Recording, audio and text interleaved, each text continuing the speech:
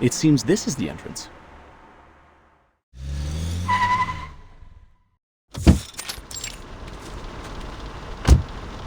Green Lake Campsite. We are now at the... Green Lake... Michael, a self-explanatory fool. He leads the life of a clown in front of his popular peers, like a companion animal to them. He has turned himself into one of those chattering, gong-holding monkeys, clowning around with a head filled with junk food, alcohol, and psychedelic potions. Green Lake Campsite. I hope we can find a clean and vast lake here to swim, with or without a swimsuit. See my muscles? The young ladies will all crazily scream for these puppies. Oh, oh, oh!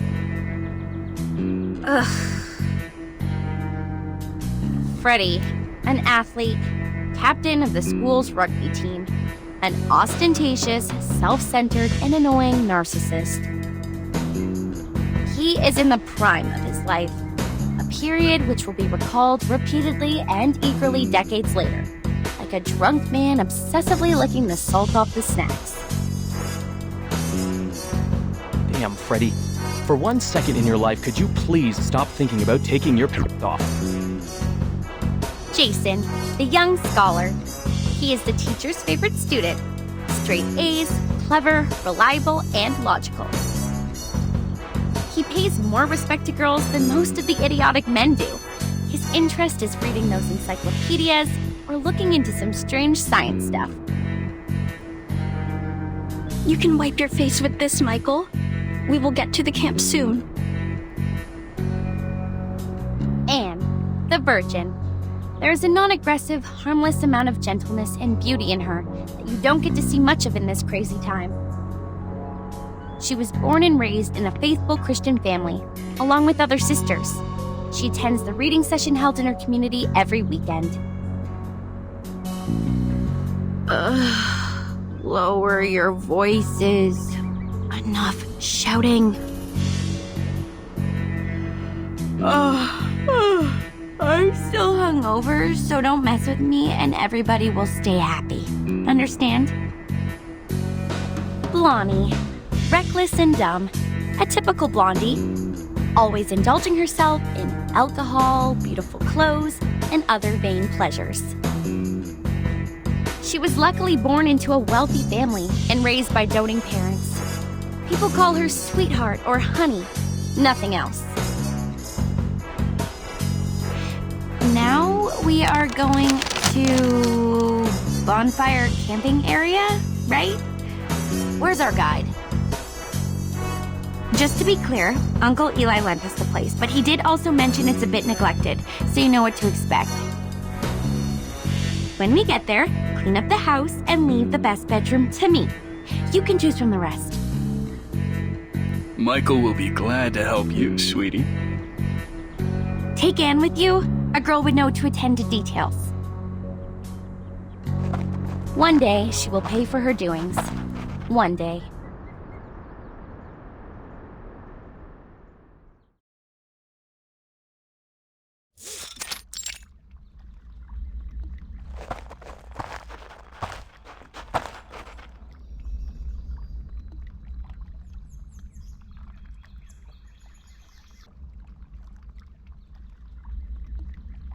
They were all dead. Their heads were hung at the treetop. It wasn't until a week later were they found by other campers.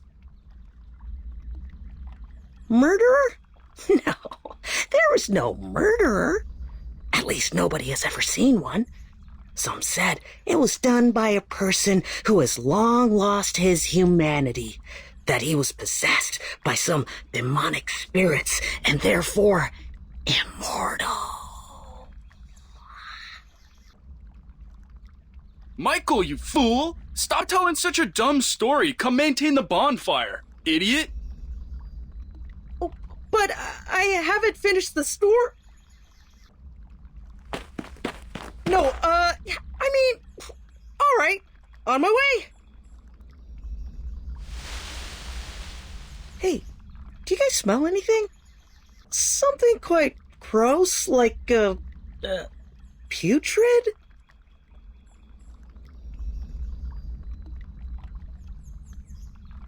Oh, fuck! Oh gosh, I just saw it! It's viscera?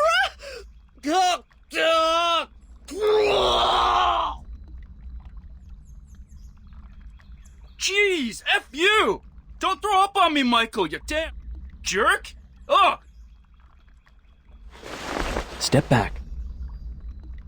This is a badger. Judging from the degree of putrefaction, it has died at least a week ago. Blondie, did your uncle mention any beasts living in the woods? Blondie? Oh my goodness. They sneaked away again. In this very moment. Well, I think so. She left with Freddy when Michael started puking.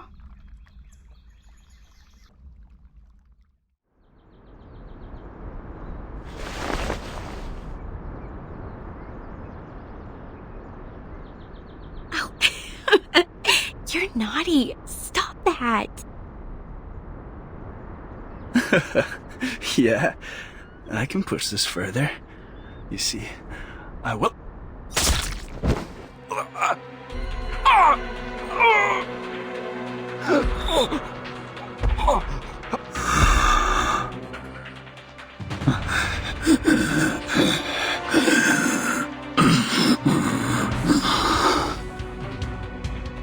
Help!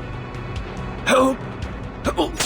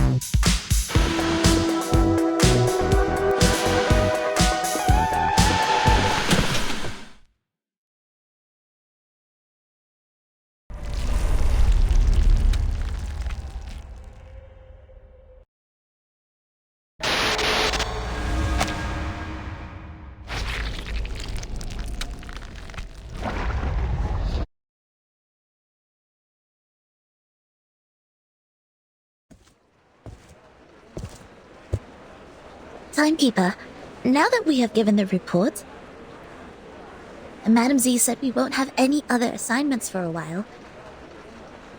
It may be a little abrupt to ask, but I was wondering if you would like to take a heritage train ride with me.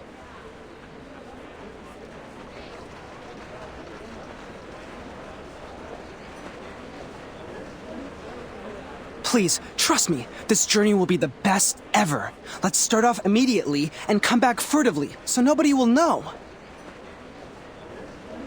No, thank you. I'm not interested. Okay, fine. Oh, wait, Angie, do you want to travel? Let's start off immediately and come back furtively so nobody will know. I'm flattered you asked, but I'm leaving for assignment soon, so I'm not gonna make it. Really? That's a sad coincidence. I heard that you've worked so hard and have saved up so many unused leaves. You also have 2 days of outing permission.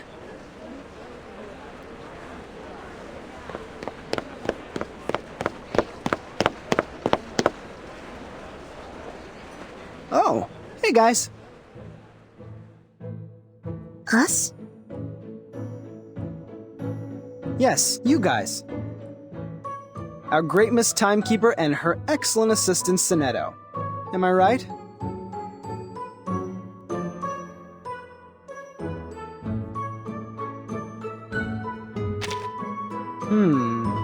Then there might be 2 explanations. 1, I got the wrong person. 2, this is your sense of humor. Such a puzzle. Deducting by the logic, we might be drowning in the latter one. You just made a joke. I don't find it funny, but considering I have an odd sense of humor, I can politely laugh at your joke. Like this. Ha ha ha ha ha ha. This is super awkward. Don't worry, Timekeeper. Although his manner is debatable, he's not a bad person. He was the one who received the Outstanding Contribution Award in the latest annual appraisal. Allow me to introduce... But no, wait! Don't use that name. Here with Timekeeper, just call me Horopedia, which I prefer. Okay, Mr. Horopedia. I've never heard of this nickname of yours. It's a long story. I can share with you at another time.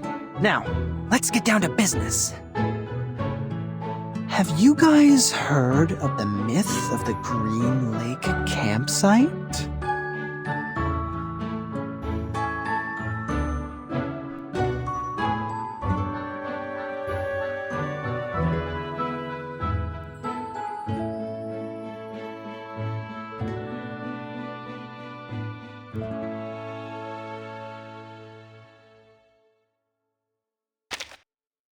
Yeah, it was me.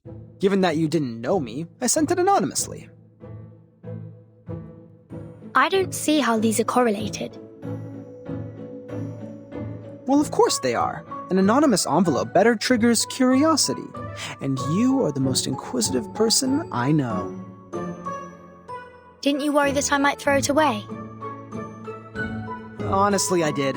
So I wrote to another 13 people. Now I have 6 maps. But don't be upset. Yours is the most intact one, so I selected it.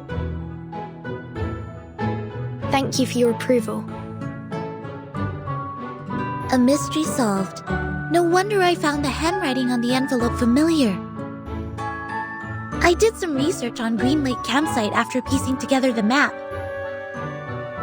It was the map of one of the training bases of Xeno. They used to train their youth force there in the early 60s and deserted that base in the early 70s. It had been under use even before it was abandoned. It was more of a Boy Scout camping site than a military training base. Exactly, Miss Sonetto. But this is the outdated version of the story now. This is not your fault. You haven't been in the headquarters for a long time, so you must have missed out on some first-hand information. Now, about the Green Lake campsite, we have some updates.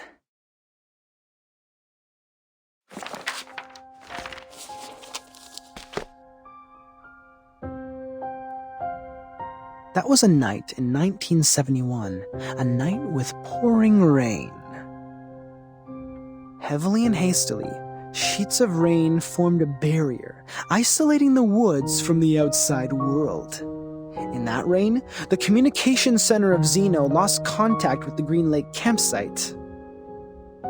Was it normal rain?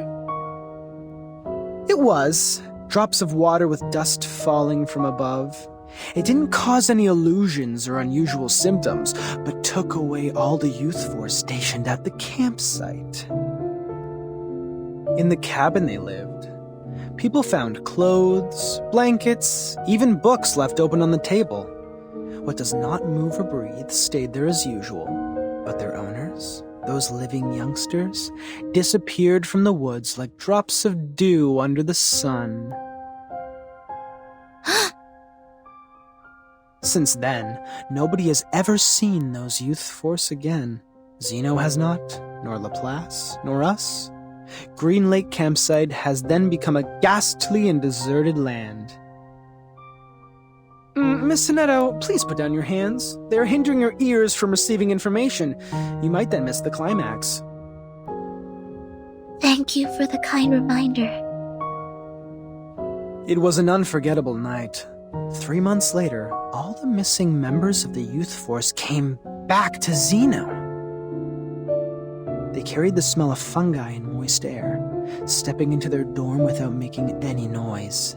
They claimed that they just came back from a tough mission in the rainforest. No one knew what the mission was.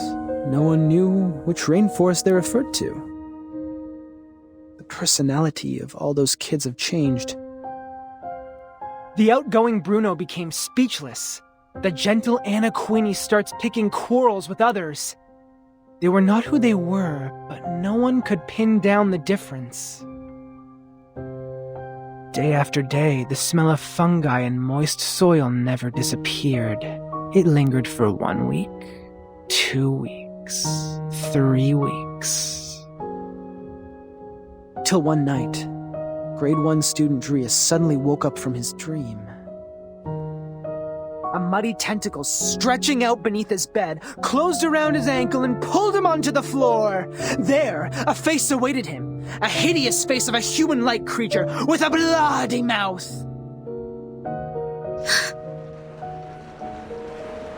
Sonetto?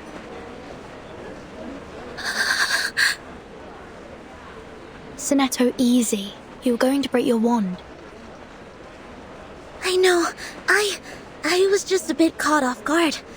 It has never come to my mind that such a bizarre event would take place within an official institution. Funny story, Mr. Horrorpedia. As an urban myth, however, the ending is way too clear and powerful. The element of drama ruins its authenticity. You're good at making stories. Next time you can be more meticulous. Huh? Xeno Armaments Academy. The best military talents training base at present. The members of Youth Force were relatively younger, with less combat experience and capability compared to those graduates. Still, they have received years of training as reserve soldiers. As we all know, Xeno would arm their youth force and the trainers with drill weapons for outings.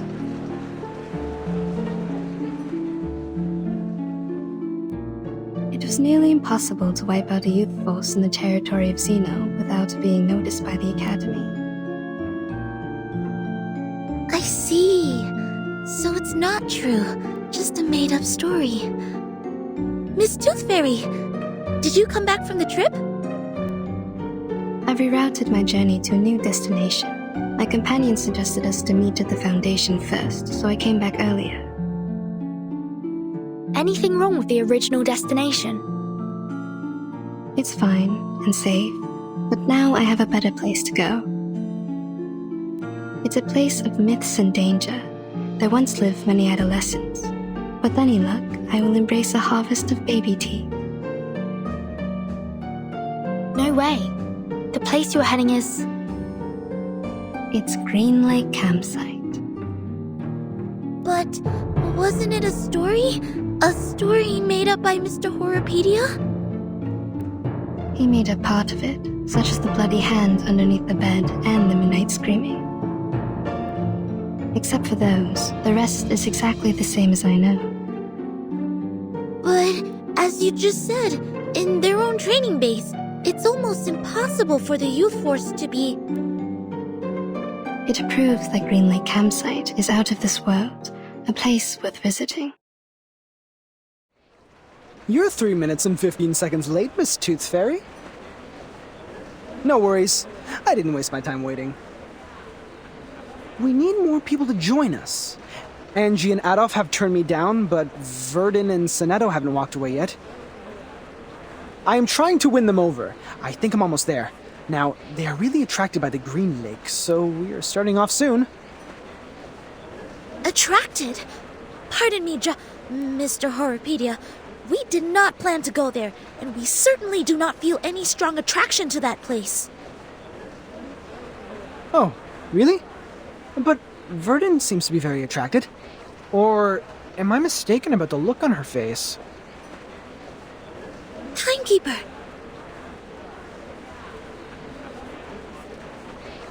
I am kind of attracted indeed.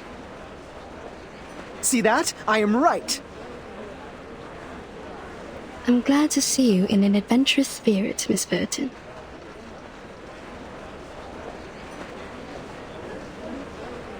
Great! Take your suitcase, pack your clothes, don't forget to bring 2 novels to kill time. Now, let's take the hands of our two new partners. Journey on!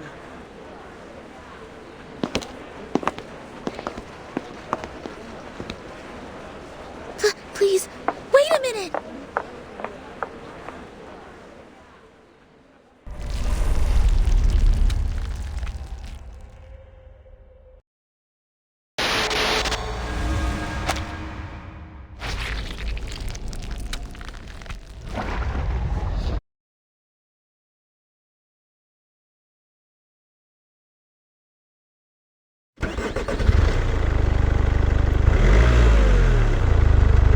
Thank you for the letter, Emily.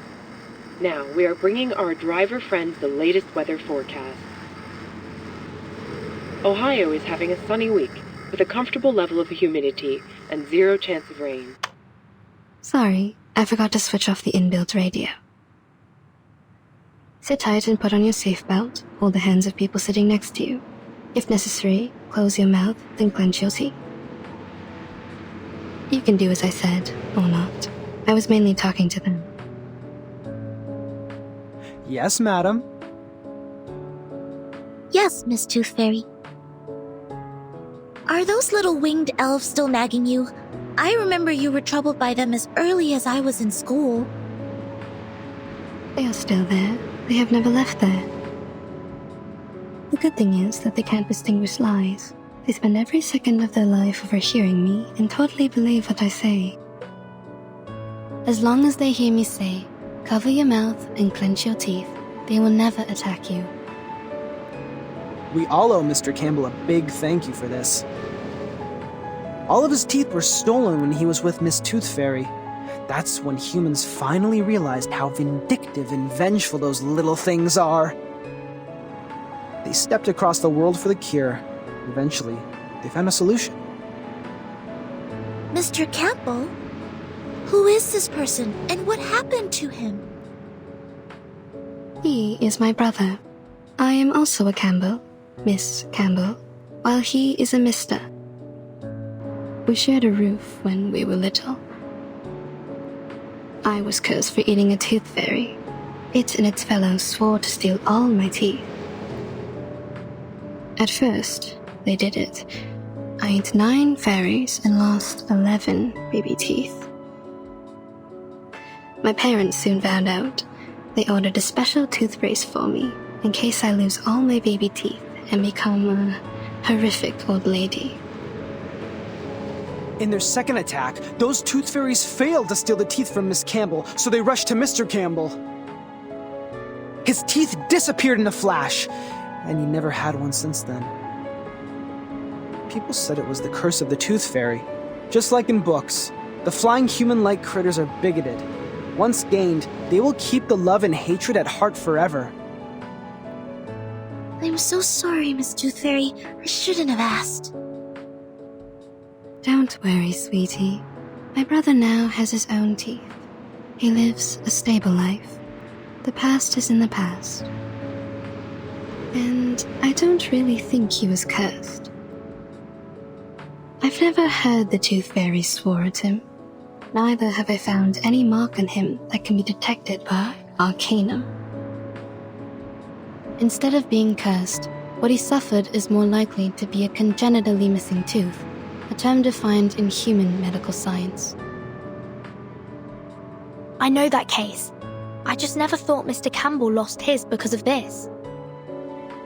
None of my classmates or instructors ever doubted the authenticity of such a curse when they gossip of such things. SPDM is a community of a bunch of young arcanists and several instructors. For those kids, a curse is more common than a disease diagnosed by human medical science. As a result, they neglected what they can't comprehend and only learned the story from a one-sided perspective. Soon enough, rumors started to spread. But that was a curse. A trouble that you can't easily shake off once you were put under. People could hardly forget that. If tooth fairies could curse his sister, they could also curse him. Everything came naturally. That was it. Kids were ignorant for lack of knowledge, Yet adults were ignorant for their cognitive inertia. In a story where truth and falsity are mingled together, it is hard to tell which is which. After all, life is not a show. You won't have a narrator to warn you of the dangers ahead. Go away! Leave here! Careful!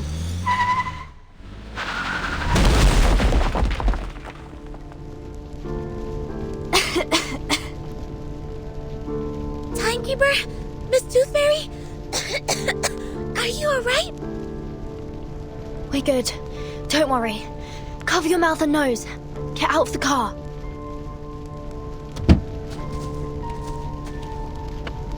Is everyone okay? Did somebody get hurt? Timekeeper, you... Go away! Go! Go away! Get out of my woods!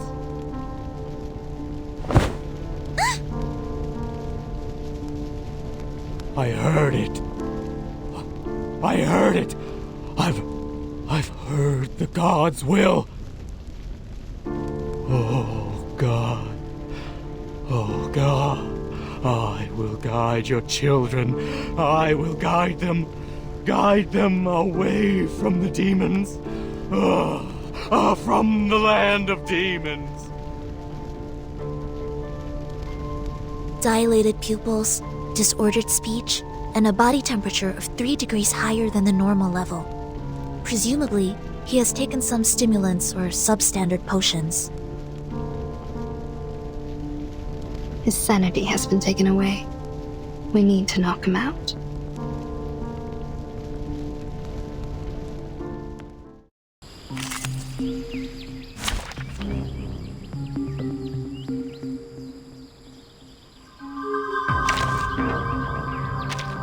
Let us get to know each other. Let's go where trees and grass grow.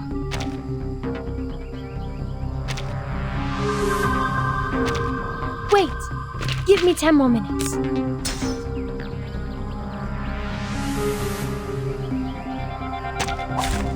the peace be with us. My sword sharp.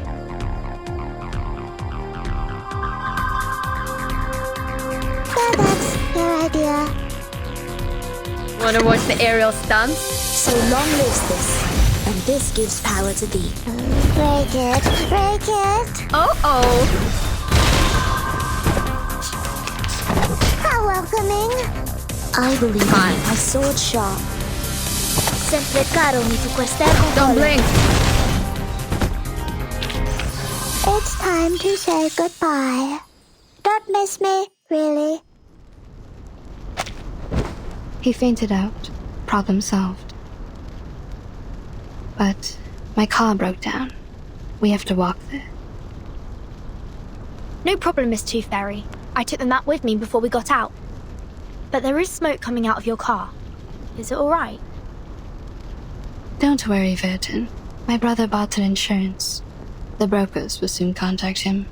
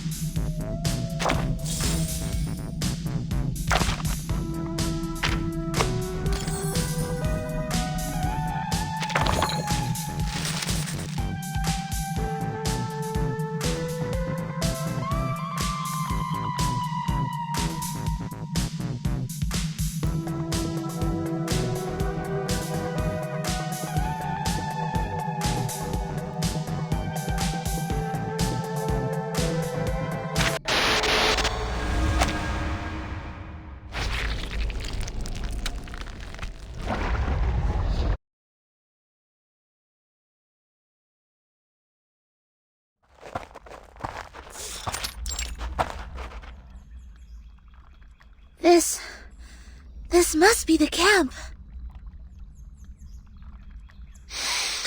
I sniff conspiracy in the air. What will happen here? Murder? Sacrifice? Spy attack? Or evocation? Let me see. What do we have here? These things have been left here catching dust, and I see no footprints or any signs of activity. Seems like it has been deserted for a long time. Iron buckets, felling axes, picnic mats. Considering we are in a campsite, it is only normal to expect these tools to be here. What is this?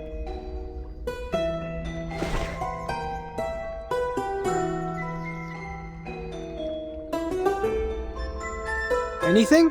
Have you found anything, Sonetto? Something is buried in the ground. Right here.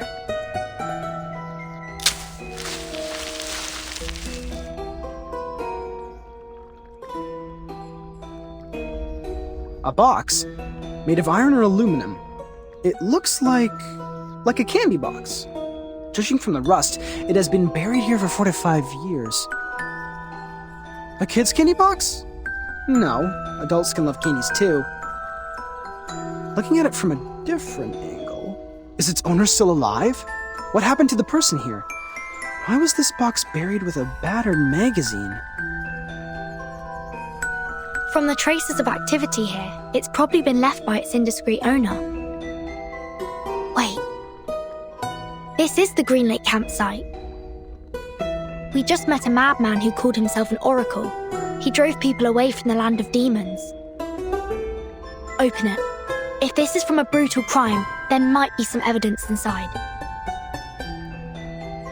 We are all ears, Miss Verdon.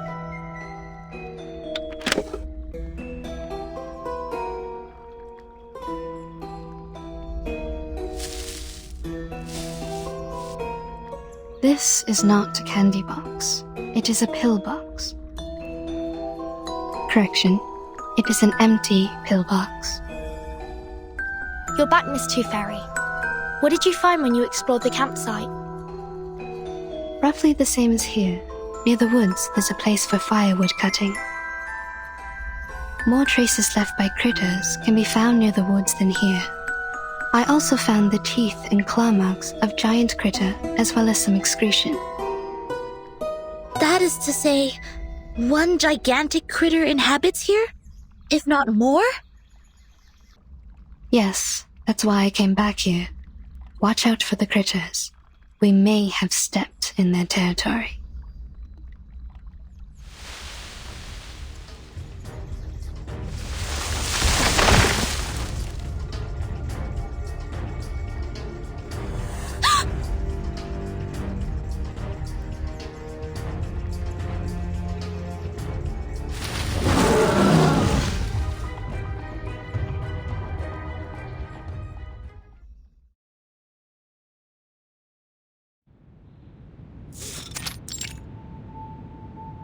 Yeah, I understand. I'll tell them to be careful, yes. Thank you for your advice. Bye. Angie, come in.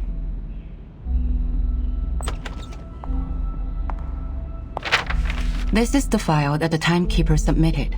It's about the storm. Please hand it to the research department. Affirmative. I will bring it to them.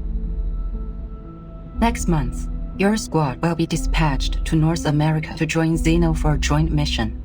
The tactical unit under the timekeeper will be replaced by the 3rd squad. Please complete the handover procedure before you leave. By the way, your application for the outing permission has been permitted. The document will be posted to your door mailbox by 7 p.m. tomorrow. I'm very grateful for your help, Madam Z. You're welcome. Get some good rest. Don't forget to remind your team members that actions outside areas mentioned in the application will not be allowed. They need to return back to the headquarters by the specified time and check in once they're back. I will, Madam Z. I will look after them. Off you go. Oh, hey, Angie. heard that Tooth Fairy has returned to the Foundation. Please tell her to come by my office when she's available. Miss Tooth Fairy? I suppose she has gone by now. On my way here, I saw Joshua and Vertimore with her. They seem to be planning to travel. Joshua? To travel? Nope. I haven't received his outing application. Which means... He did have some past records of violation, such as being late, absent from duty, and taking actions without permission. His past records means that his outing application will not be permitted. He must be well aware of it. That's why he wasn't even bothered to apply for one. My, no wonder he always said, let's start off immediately and come back furtively so nobody will know. Don't be nervous. Our priority now is to get them back and minimize the possible consequences. Angie, do you know where they're going? He mentioned... I'm trying to recall. It's, Green Lake. They were heading to Green Lake campsite. Green Lake? You mean the Green Lake campsite established by Zeno? Yes, Madam Z. It's even worse now. I'm sorry, Angie. Please inform the 7th and 5th Squad to stand by. We'll head out at any time. Yes, I'll fetch them now.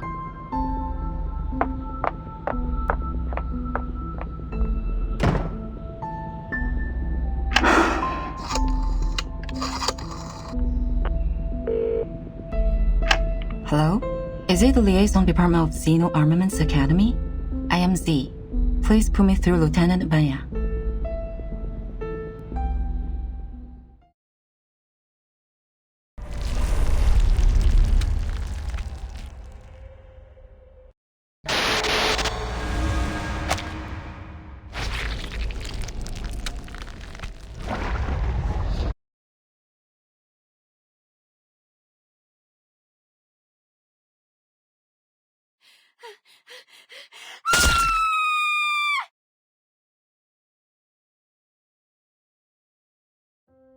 What was that?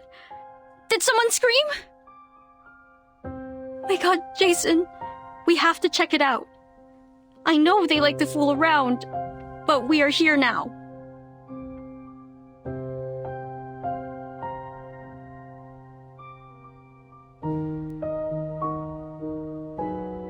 Michael, stay here and take a rest.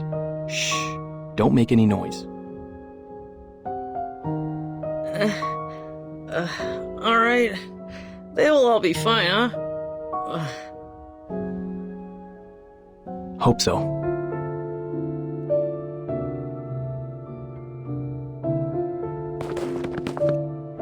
Blondie?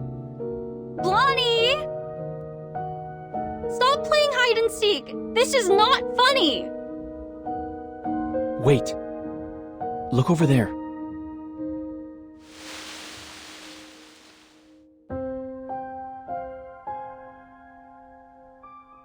Blondie? No. Freddy? Are you there? Not funny at all. Not cool. You two always like to spook people like this. I will not believe...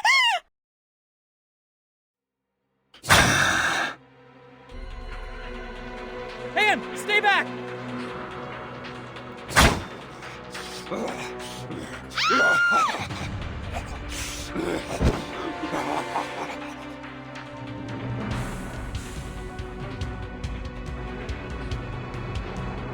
What the hell was that? The stories are all true. All true. How is that possible? It is not in compliance with the laws of nature.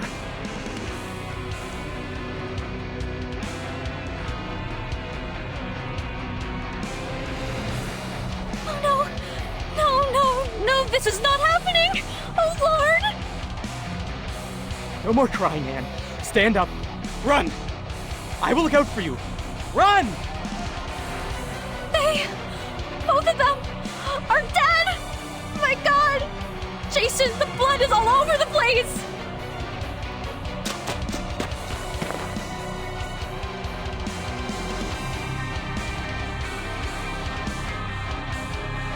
Don't think too much. Don't look back. Run. Speed up. Jason, head down!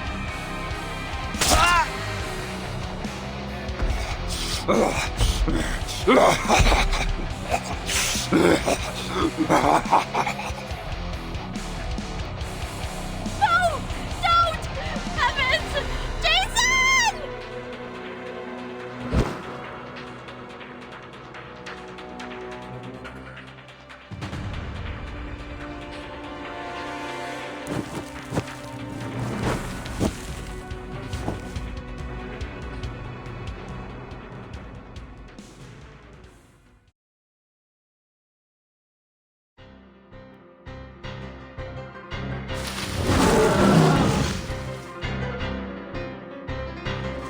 Damn it, it's catching up! It's moving too fast. I've never seen a critter this big. Not only the size, its strength and speed are also much enhanced from what we learned in the Arcane Creatures class. It took Miss Toothfairy's velvet pocket. We have to bring it down before it's too late. Horopedia, do you have some cobweb bullets to trap it?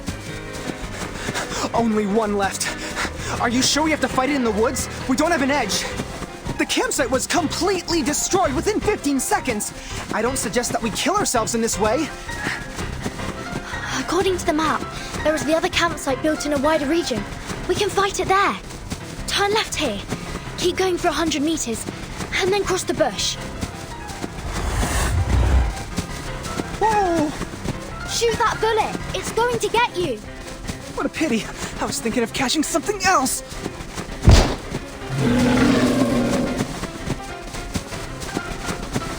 Excellent! It's trapped. The bush is right over there. Follow me. Let's speed up.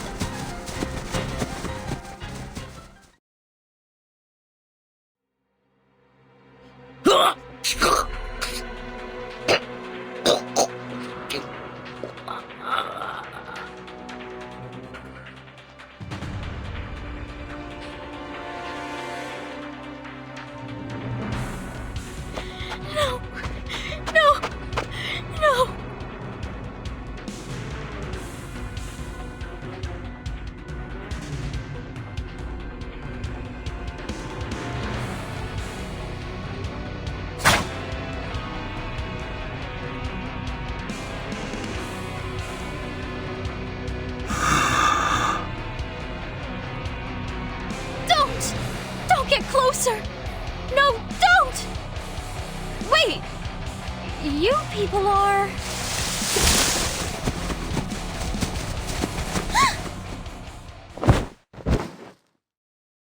My apologies.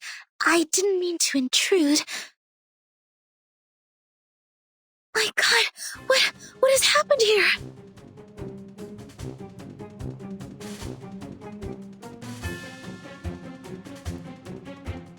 A crazy murderer? Student campers? Oh, this is much more interesting than I expected! Protect the victims. Get ready to fight. Who are you? And the bushes? Why did you come out of the bushes? Worry not, miss. Please get behind. You're safe with us. No, that's my friend. And they aren't... I understand. They deserve a decent funeral. After I take care of this demonic creature.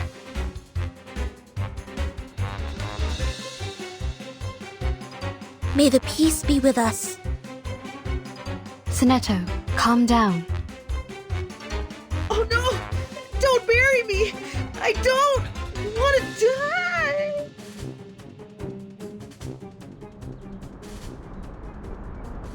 What?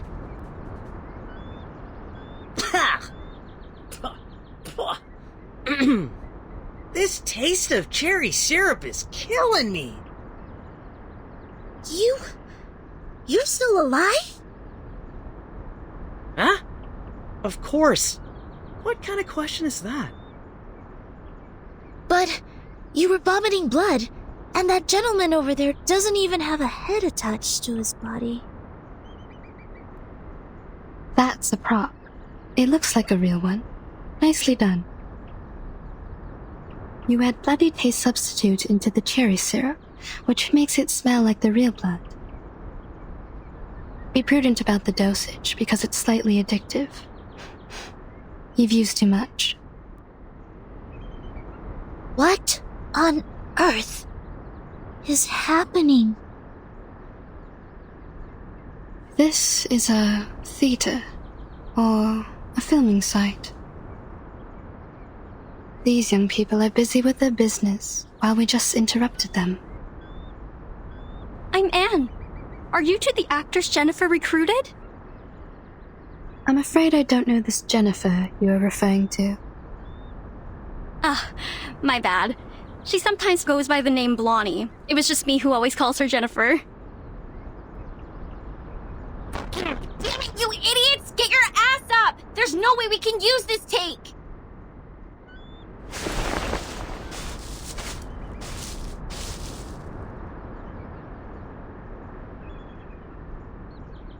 Here she comes. Sorry, excuse me.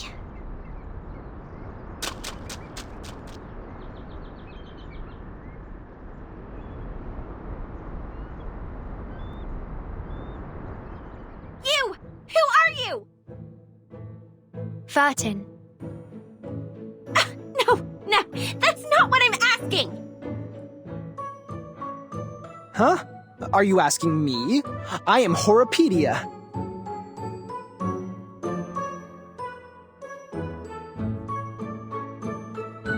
And you are... the big one, the athlete, the smaller one, the fool, and the slim one, the scholar, the only girl who's standing here. It seems like the first girl who lay down. I'm talking about you, right, a blondie. What the hell? What is in your shrinked brain? I'm asking who the hell you are, why you are here, and what do you break into my film site for?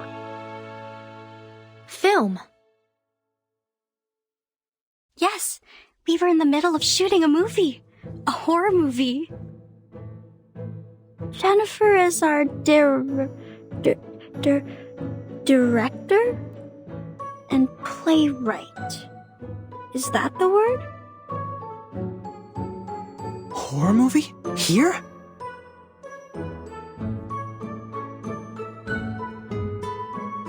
Where's your gear? What's the story? What's your business here? What? Aren't you confident enough? The gear is right here! In the script, too! Take a good look at it, smartass! Recorder CCD TR57? The latest version! A pretty one! It costs quite a lot and has many features. Optical camouflage outer shell, long standby time for operating independently, and hand gesture triggered flashlights and lighting adjustments. Wow! It's the first time to see a real one, other than those advertisements printed on magazines. What a coincidence! How do you use the flash? Hey! Wait! Take your hands off me!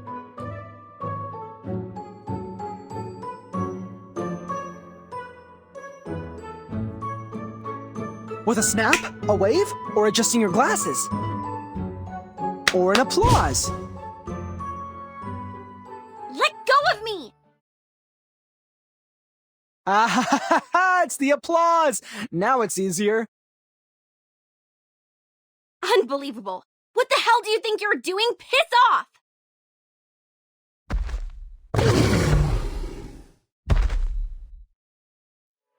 5 minutes, 31 seconds. The sticky bullet should have been 4 times more powerful than this, but still within my estimation.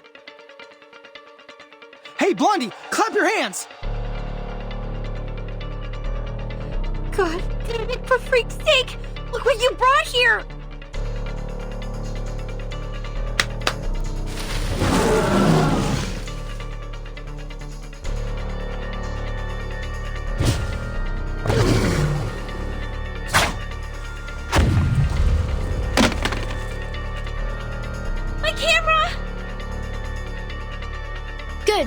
Now it's time.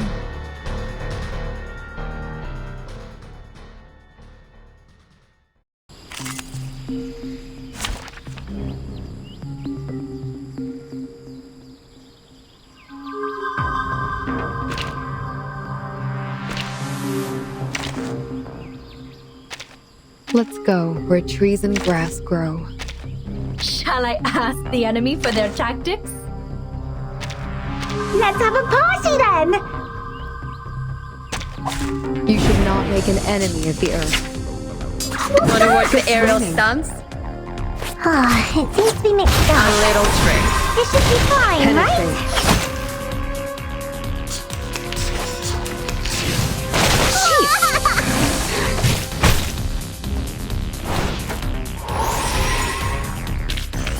I've already said that Sotheby doesn't need a bodyguard.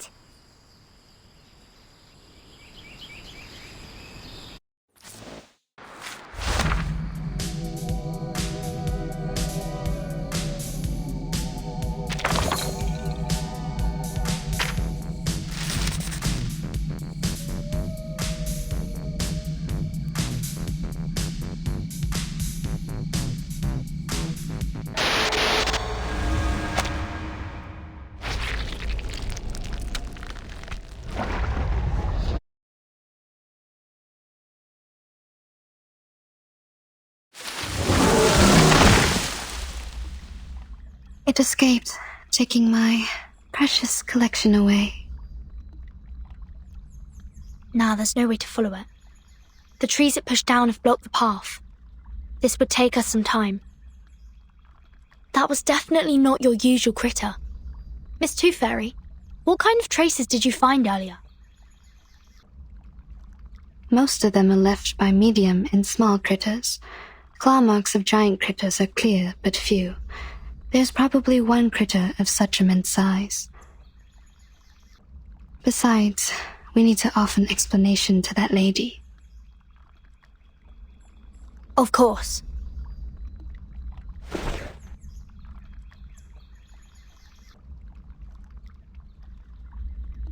Why are you all staring at me? Do I have something on my face or my clothes?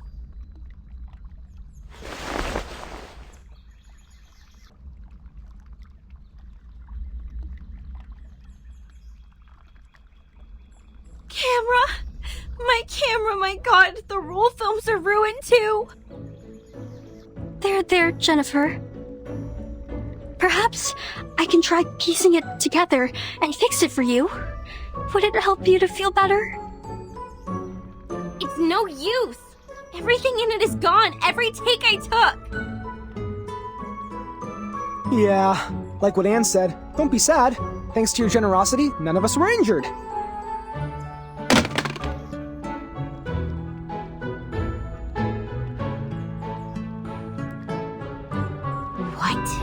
Did you just say? I'm trying to comfort you. Don't glare at me. Actually, I think this is unnecessary, but they made me.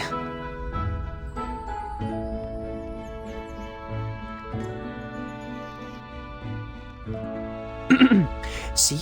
Behind me. The girl with the hat and the girl in the white. Huh? Unnecessary? You think it's unnecessary? Do you have even the slightest idea of what you have destroyed?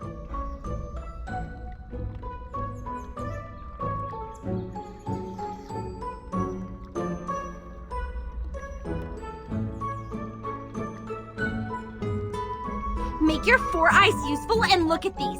What do you think they are? All right, calm down. Let's be reasonable.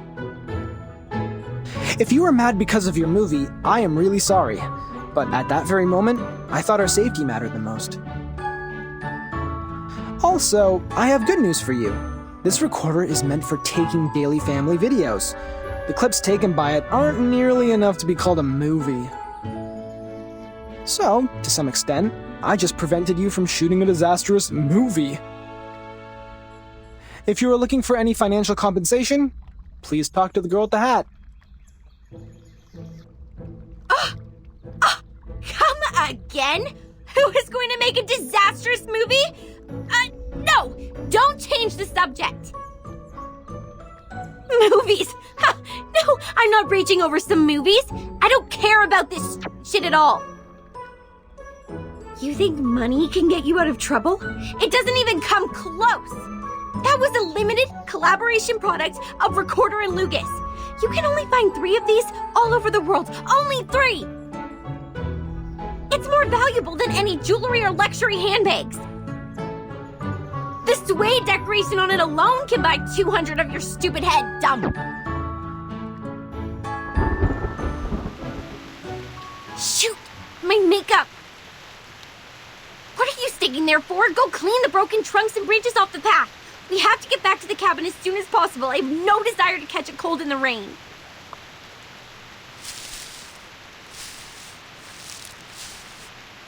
This is not a safe place for you. Get back to the town, find a hotel, and take a hot shower. My students and I will escort you to the main road at the edge of the woods and arrange a car for you. If any of you have symptoms like an itchy throat or rising temperature, please buy some Robitussin or a similar drug at the nearest pharmacy. Ugh! No, I'm not leaving. The movie is not finished. As long as you take care of that big monster, I can continue with my project to get that shit movie done. But we don't have the camera,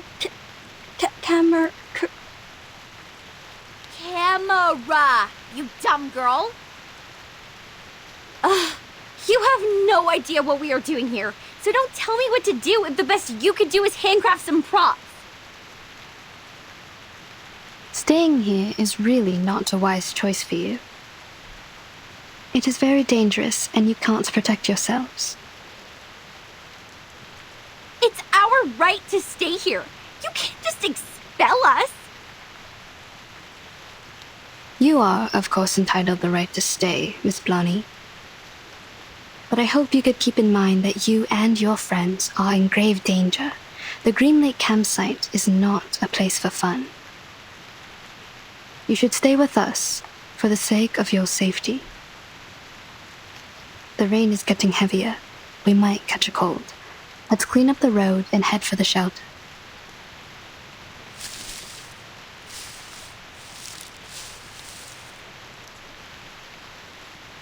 All this gibberish to scare us off. Come here, Freddy! Go into the campsite and see if you can find some axes for us. Kids, if you find any teeth, please pick them up and hand them to me. Hurry up, Freddy! I'm freezing!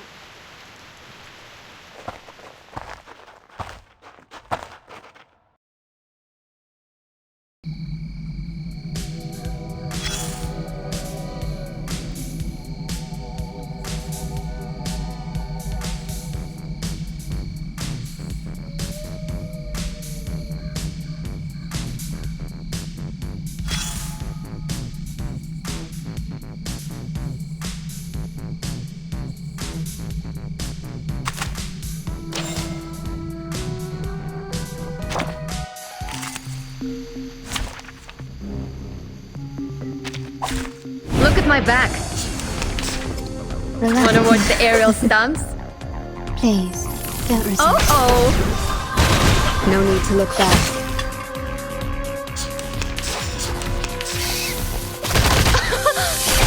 Watch out. Haven't you eaten? Relax.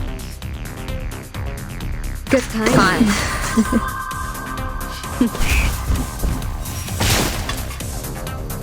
Right win. Red 38 is about to return.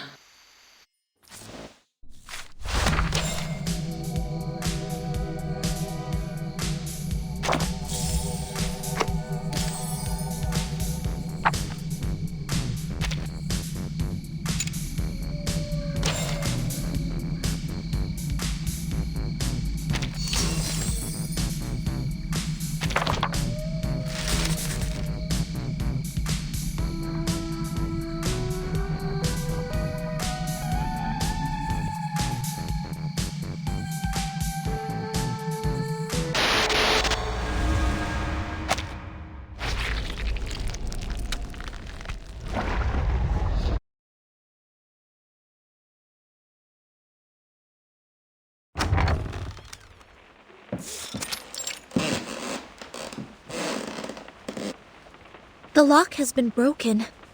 Those are bite marks from small critters. They might have nested inside. This damn place has power supply? Who'll pay for the bill? Maybe it has underground cables, or it's powered by some generation sets left by Xeno. Wait. Stop here. To your right, by the corner of the stairway, there are 3... No, at least 3 of them. They're getting closer! Blondie, take your friends away!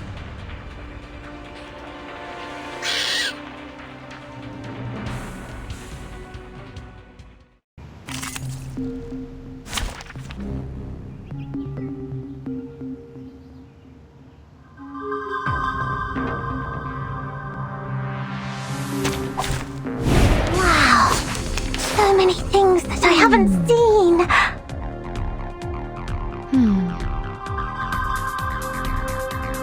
Watch out. For this. Good timing. I tripled the ingredients this time. A little trick. No need to worry. Advice from the forest.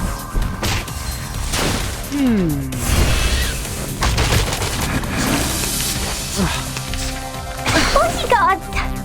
Where are the bodyguards? Time. Advice from the forest.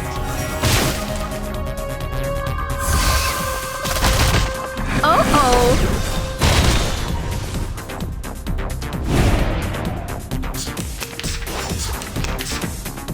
ВДВ. Сколько побед? Swallow my exhaust.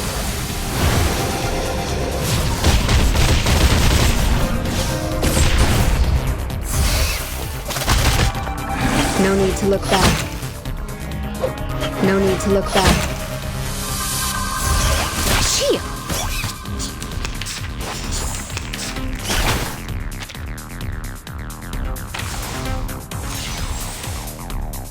What's that? I know what this is.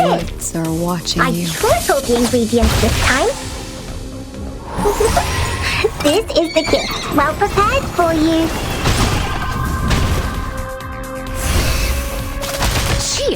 I weave the gown with thorns. You shall repay with sacrifice of wounds. Great! What I'm thinking is... Whew, that went smooth. Exactly.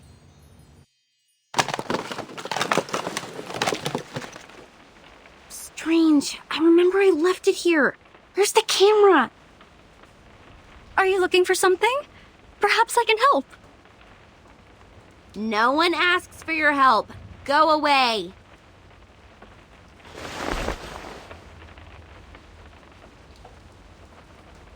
If you have nothing better to do, go clean the house up. I need a place to rest. Yes, sure, you must be tired. Don't worry, I will take care of it. Let me give you a hand, Anne. That'd be great. The tools are in the closet. This won't take us long.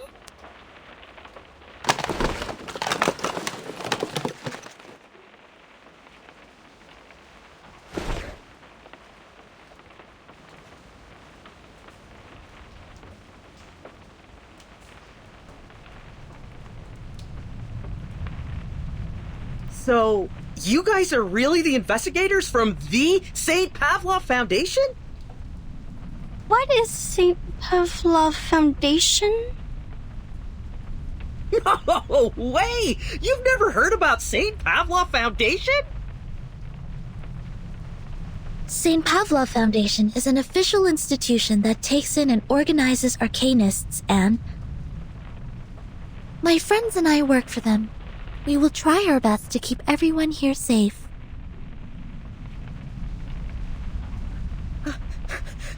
I've never met a real one. What do you guys normally do? Taking humans for subject research? Roaming around to snoop on the political parties? Are those stories true? Human subject research? Political parties? Pardon me, I don't follow you. We will never do harm to any human. It's strictly stipulated. Save your bureaucratic rhetoric, little girl. I've read those books. I know you've done some dirty things. Tell me. Shut your face, Michael! I recruited you to play the fool, not asking you to really be one. Don't bring disgrace on us for going to Vine State College with you. You were all students from Vine State College? Yes. Faculty of Filmmaking. This fool here is a chemistry student. The big guy over there is an art student on English literature and poetry. It's one of my assignments to make a movie during the semester break. So I hired every useless meathead available and traveled all the way to this shoot just to shoot a stupid horror movie. Stupid horror movie? I thought you loved horror movies. Ew! Don't disgust me.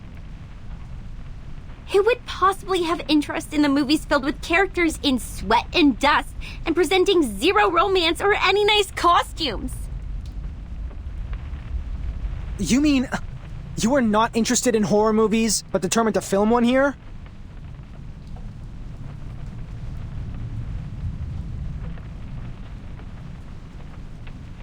You tell me. They are cliched, meaningless, but easy to make. They are the easiest option for this assignment. That's it. I've never liked any of them. Oh, I see. That's why you selected this awful script, all these beautiful but useless props, and such an untrained cast. Oh, what did you say? Awful script? Well, I've read your script. It is illogical and dull. The conflicts are not strong enough. Or we can call it a classic, but in another word, it's stale. I really wonder, how did you get admitted to the filmmaking faculty?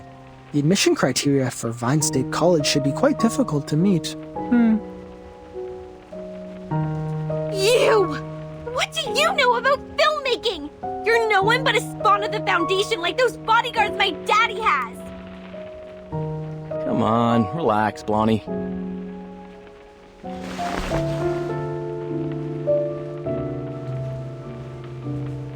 If your dad didn't sponsor the 2 library buildings, you would not be here studying filmmaking.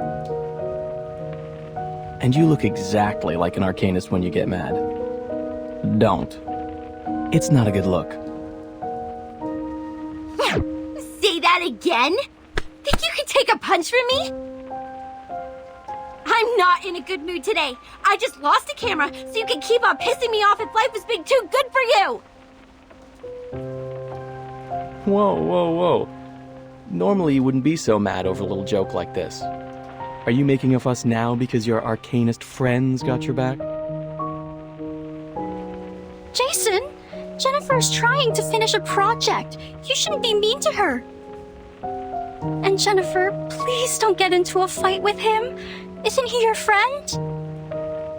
I thought friends won't say hurtful words to each other. I don't understand. Is this the way people make friends in the outside world?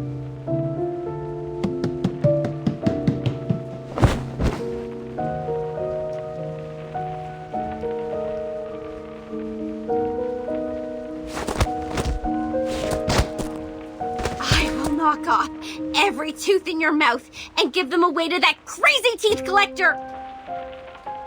Only in this way can your empty head remember how much I hate being called an arcanist!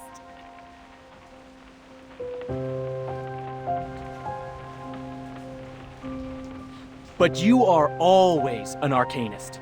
Although you've tried every means to be a human, it won't change your identity.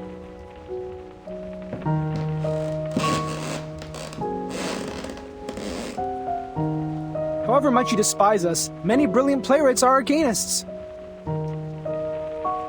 Mr. Horrorpedia, please stop making this worse.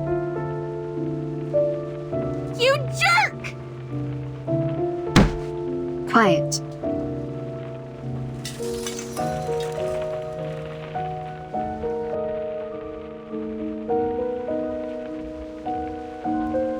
If you don't shut up now, I will shut you all up forever.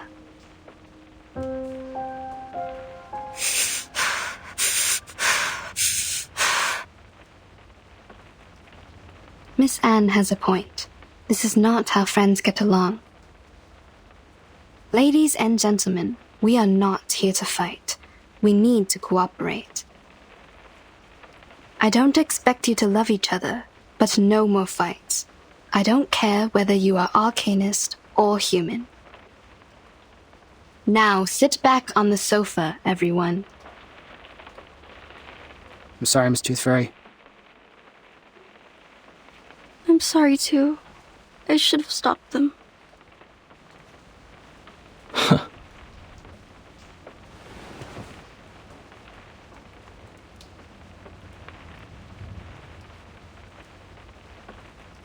Blonnie, is Anne also recruited as an actress? She is not as energetic as your classmates. No, she isn't. She's a local villager. We met by the edge of the woods. As well as Rod, the one that plays the butcher. That's everyone in my crew. Now, if your curiosity has been well satisfied, leave! I need a break.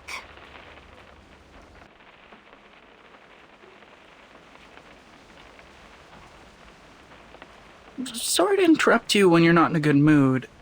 Actually, Rod didn't come here. He's hospitalized. Do you remember? He's not here? Then who played the butcher? Isn't he another actor you hired? Together with Anne in the town near the woods? No, I've never looked for any other actors. The only new actor I hired is Anne, because she looks almost like a twin to Anna, and Anna is absent because of her stomach flu. Oh, wait. Right. Anna is in hospital because of her stomach flu, which was a result of that toad bark stew she had with Rod. So, Rod was not in the car with us when we left. Holy Mother of God. That is... We've been with a butcher whose identity is unknown to all of us.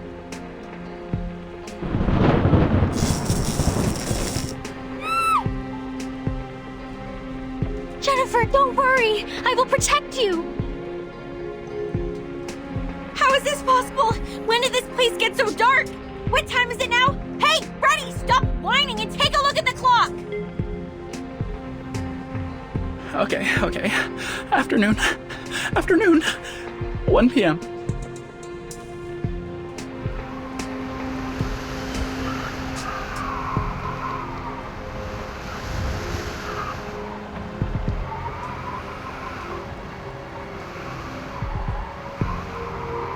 Is that No, that butcher is going to slaughter us.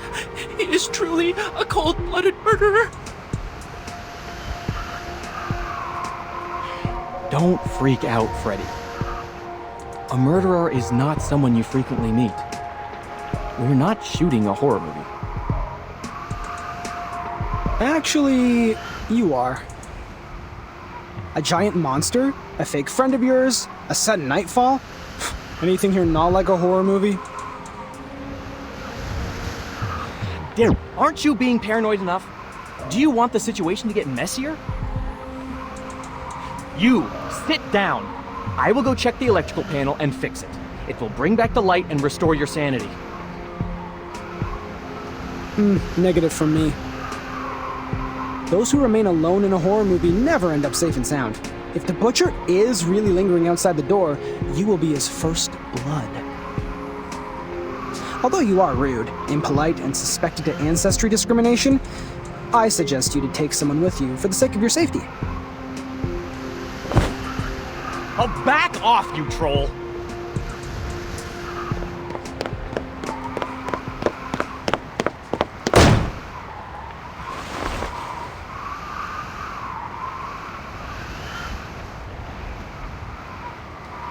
He really didn't do that on purpose, did he? What on purpose?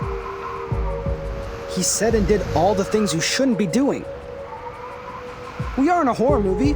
His actions are like taking some sleeping pills, putting the noose around his neck, and shooting himself in the head.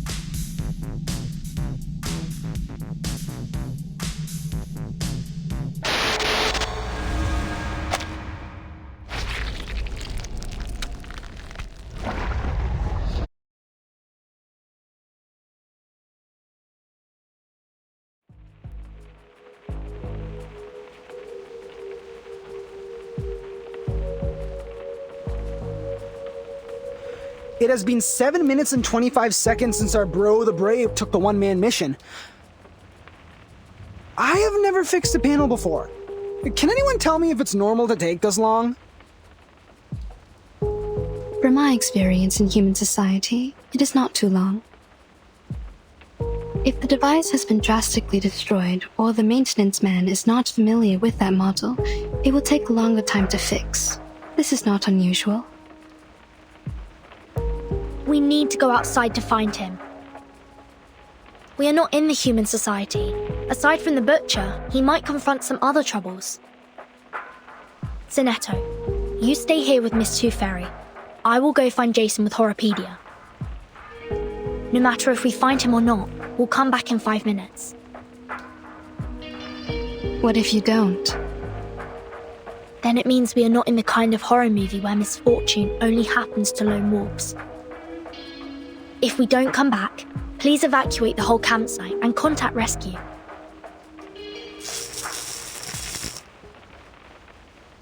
Jason? Yeah, it's Jason! He fixed the lights!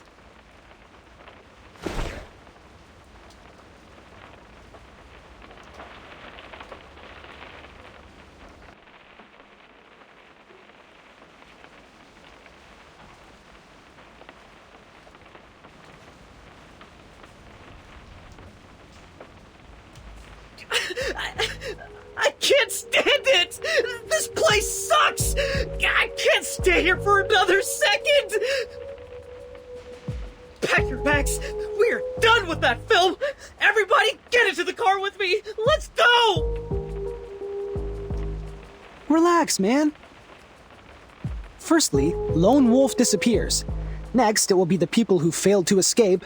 Now we must stick together. At least the rain was the origin of all these weird things. You shouldn't have walked into it.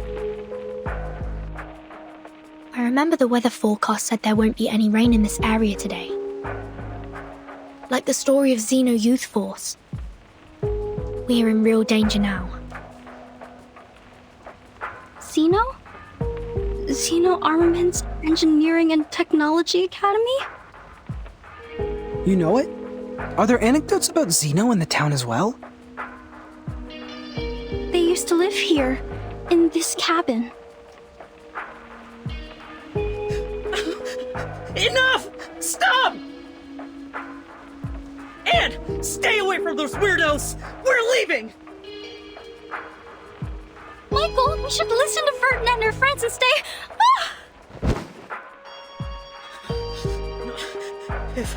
If Rod can be fake, this whole campsite can also be an entire illusion! You guys look normal, just like any ordinary people whom we would possibly run into in a place like this. But then you will infiltrate.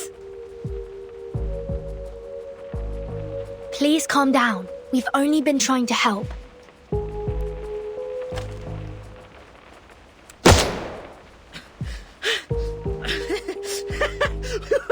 I won't be deceived anymore! I will shoot you! Stay away from me!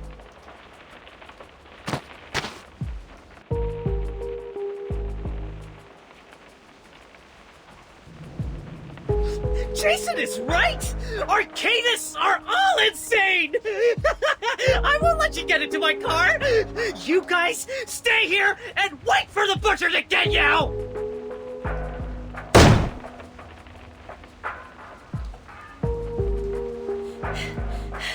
Damn it! How dare you leave without me! Blondie, wait! We can't let them leave like this. Hurry up!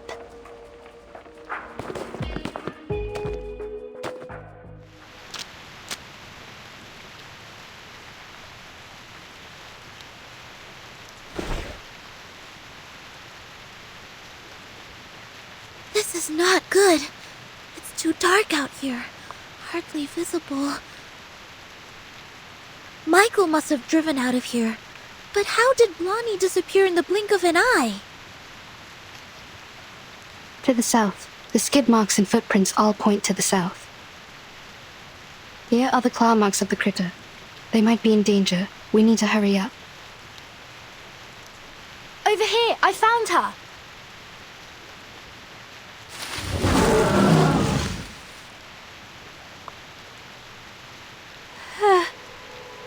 Oh. Blondie, please stay still. We're coming for you. Miss Tooth Fairy and Horopedia, please follow them. Sinetta and I will handle this. Be careful. This critter is very malicious. Use this if needed.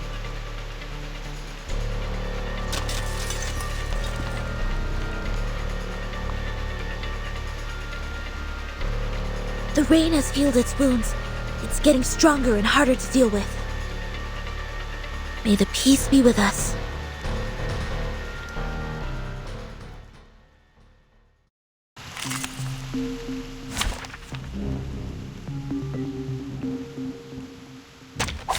Look at my back.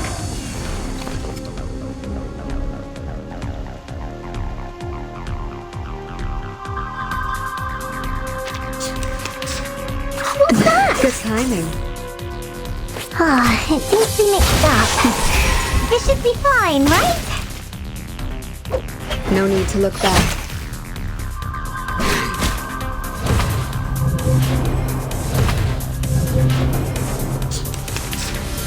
Wanna watch the aerial stunts? It seems to be mixed up. Right wing.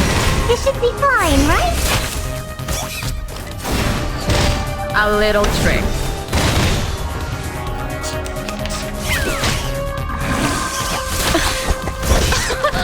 Haven't you eaten? Wanna watch the aerial stunts?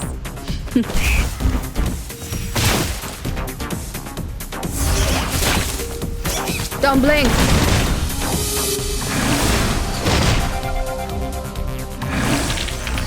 Just like the prophecies of the woods.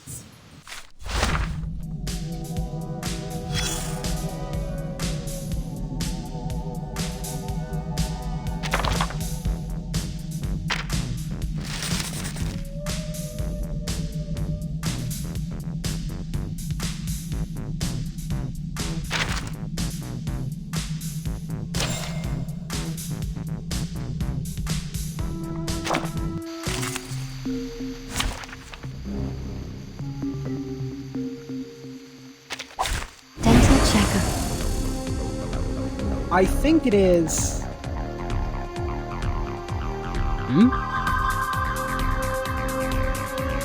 Watch out.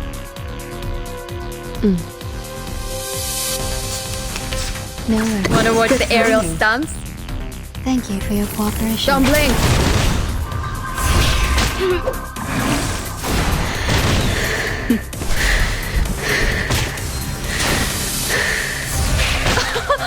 Haven't you eaten?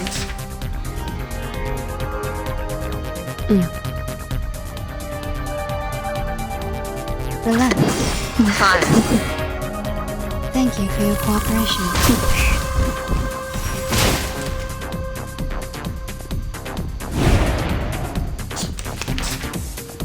Good time. One of time. No need to look back.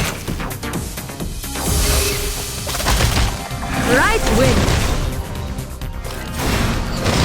A little trick.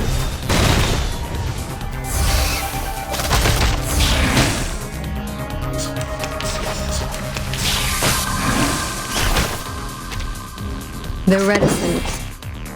Whatever. The reticent. Wanna watch the aerial watching stunts? you. Swallow my exhaust.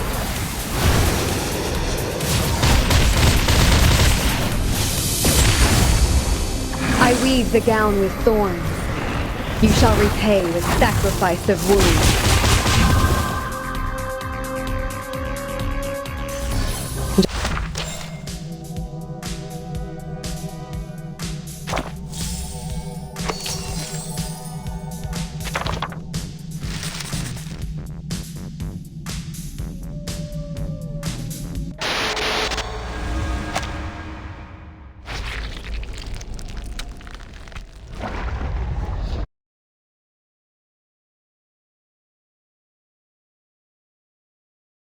Oh. My head everywhere hurts. Did I get pulled into pieces or pieces?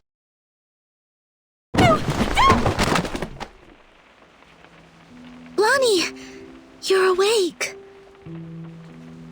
I have just given you first aid for the wounds. For now, we will have to wait for Miss Tooth Fairy to administrate a thorough treatment when she comes back. Don't worry, she's very professional and skillful. You won't feel any pain in the process. Am I in the cabin? Then I'm not dead. Good, I'm not dead. You are safe. The critter is gone. Don't worry. Follow me. Take a deep breath. Hold my hand. Another deep breath.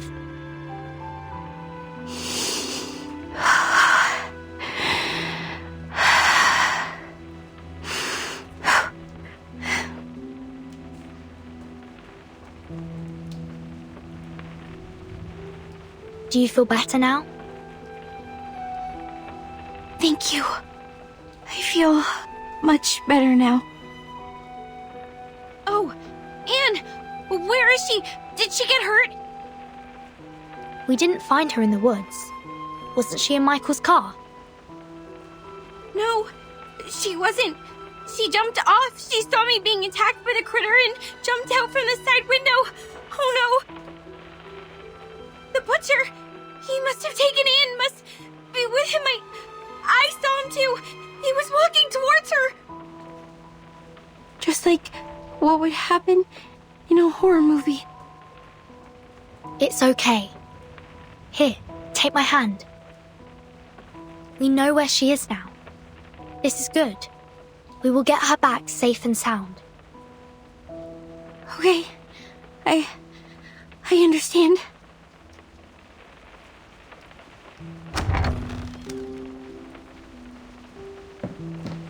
Miss Tooth Fairy, you're back. Where is Michael? They have gone.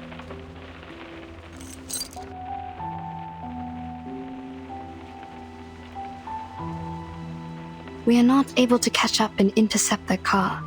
It crashed on the edge of the woods in front of us. Crashed on the edge of the woods? What do you mean? I don't know either. The car was about to rush out of the woods, and then we heard a huge crushing sound. The front section was squeezed together, and the rear wheels were lifted in the air. And there was an explosion. Looks like the car was crashing into an invisible wall. It happened right in front of us, too quick and too astonishing. We got to the car. The fire caused by the explosion was being extinguished by the rain. We found no one but this key. Is it yours, Blonnie? No, never seen it before. I always have some decorations or a doll attached to the keychain. This one is rusty and too plain. It smells weird too, like dirt. Anything special? No, neither mark nor labels. We didn't find anything to match it in the car. First the lone wolf, then the people who failed to escape. Things are getting too complicated, but there's one thing that I am certain of. We are now caught in a dangerously and classically plotted horror movie.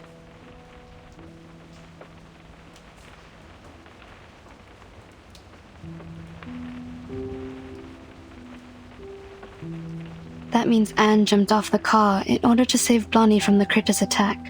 Then she got lost. According to Blondie, the last thing she saw was the approaching butcher from the woods. She's in great danger. We must act swiftly to save her. Also, we need to turn this cabin into a security base for the upcoming battles. Horrorpedia and I will rescue Anne. He's a horror movie expert, and it will be of great help. In the meantime, you and Sonetto stay here to take care of Blondie and to secure this room. I will take good care of her.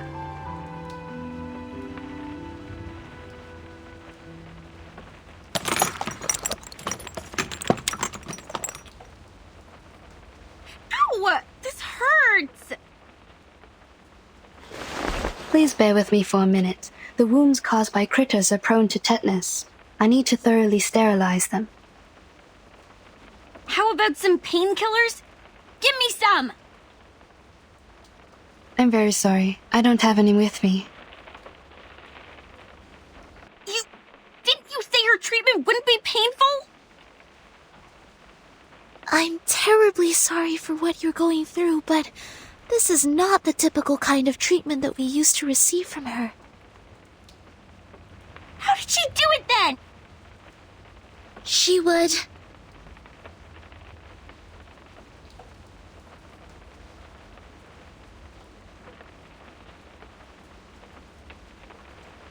She would ask us to take the tooth fairies. That is, those golden elves in the glass jar.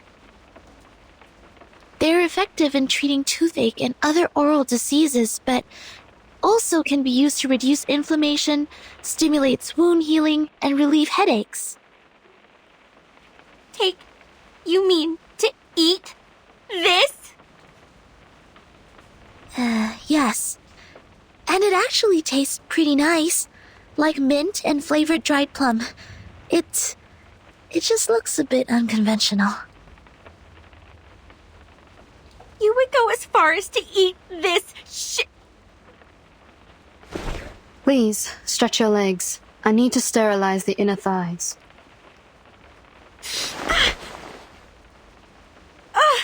Ow! Okay, fine. I will take that. Bring me the little elflings. Sorry, Blondie. You can't eat tooth fairies as a treatment. Why can't I? Of course I can. I will just put it in my mouth and swallow it with my eyes closed. This is not about you. It is my own rule of treatment. I have specific treatments for humans and arcanists correspondingly. Through our contacts so far, I got to know that you don't consider yourself as an arcanist, and that's why I will not treat you as one. Are you upset about what I said? I owe you an apology. I shouldn't have been rude to arcanists in front of you. I know it hurt your feelings. I was not myself. I chose to live amongst humans, chose to be their friends, to be a different arcanist. I thought in this way I would be taken in as one of them. But as you see, when things come to a critical moment, they run away without me. It was my car that they drove to escape, and yet they called me a freak and left me here to die. Funny, isn't it? Sad story. I feel sorry for you. But still, you can't take the tooth fairies. Is this a punishment for what I have done? I can't feed you the tooth fairies, only because you still think you are a human. You don't recognize the behavior of your human classmates, but still want to be on their side, and be one of them. Okay. The wounds are packed. Already? I didn't feel a thing. I've applied carbuncle growth promoter. It will paralyze, sedate, and accelerate your cell regeneration. Your wounds will close up in 30 minutes. Isn't that a medicine for arcanists? It is a prescription approved by the medicine examination supervised by Campbell. In this case, it doesn't violate my rule. You could have applied this earlier and spared me the pain. I don't rely on painkillers. I am an excellent doctor. Minimizing patients' pain is of course my forte. When kids can't suppress their pain, I normally sing for them to ease their pain. You didn't sing for me. Was it because you didn't want to? Maybe. I confess, what you did and said at first was really annoying. Arcanists and humans always act as if they were of one merged entity, but we all know how lines have been drawn between their own people and the others. You grew up among humans, and you learned to look away from the truth as they did. Oh, but you do react better to the medicine for arcanists. Your blood is bringing you a good outcome. Look. In another half an hour, your wounds will be fully recovered.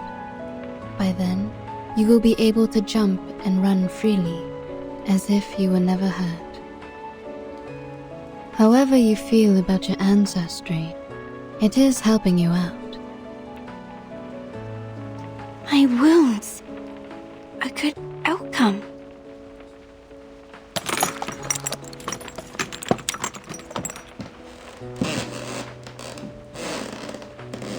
Miss Tooth Fairy, please wait. If what Mr. Horrorpedia has said is true, it's dangerous for us to split up. The three of us should stay together. It will take another 25 minutes for her legs to fully recover. If the situation were to develop based on the rules of horror movies, at this stage, I am safe. Don't worry about me. I see. Have you also done a lot of research about this genre? Not a lot. I just browsed the secret notebook left by Horrorpedia in the infirmary. I covered him from the instructors to keep his notebook. Since then, we became friends. Keep things from the instructors? Did you do this a lot? Not really. The rules were extremely strict. Except for Horrorpedia, I only had Vertin as a frequent guest. She pretended that she got a stomachache, lying in bed for half a class. She took many toffees when she left. Timekeeper faked her illness? Ah, and that also explains her toffees. You didn't know that? It seems I need to apologize to Vertin for letting out her secret. But thank goodness you are on her side now. Our negligence didn't cause much damage.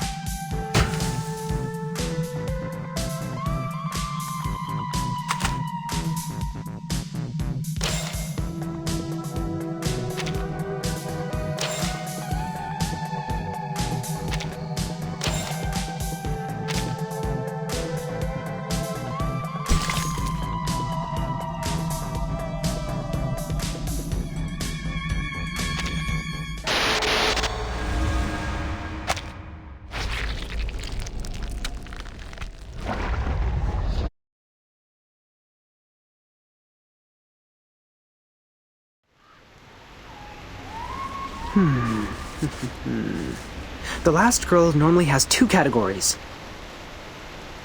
Anna's the exemplar of the first kind. Pure, innocent, and mild like a virgin. The second kind is those cool girls. More condescending, erudite, and sophisticated. This category can easily tackle any difficulties and make sensible choices, like our Miss Tooth Fairy. They are all good girls, approved by society. Therefore, people reward them with the privilege to survive. The Critter's Claw and the Butcher's Cleaver will never hurt them or kill them. So what do you mean? I mean, please don't worry. Anne will be fine. She is safe. She is particularly safe before we die. But if we lose her, the probability of our death will go up, up, up, up, up, and up. Very comforting.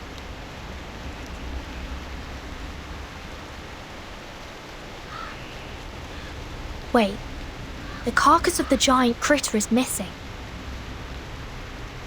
Maybe it's not totally dead and has crawled back to its den? It was dead. I've checked and there was no way it could survive. Here in the mud, it's the fur... Oh, also, what's this?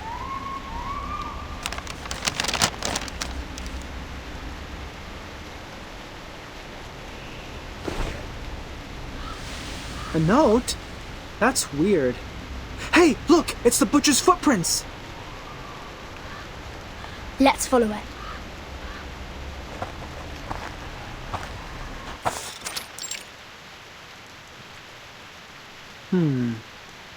The footprints disappear. The soil here is less moisturized than the outside, so the footprints are barely left. This smell. I think I've smelt this before. The key. This is the smell of the key. The moss here is definitely special. We need to take some samples back for Miss Tooth Fairy. Burton? Is that you? It's Anne's voice. She must be here. Anne, can you hear me?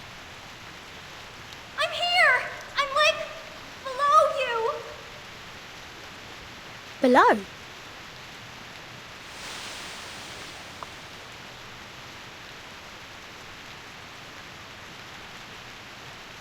The pit is deliberately dug. The soil here is dry and granular. This was originally a cave. She is hidden inside.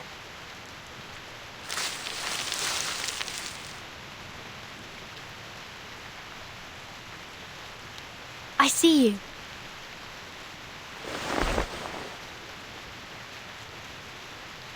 Stay strong and take my hands. I will pull you out.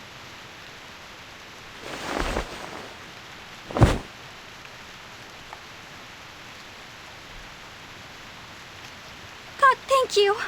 I thought I would die in there. Where are the others?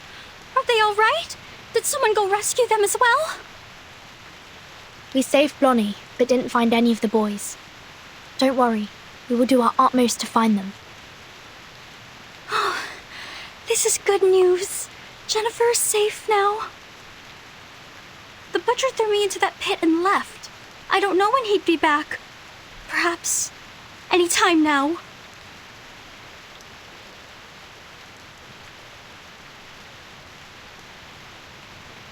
Burton, we have to get out of here now.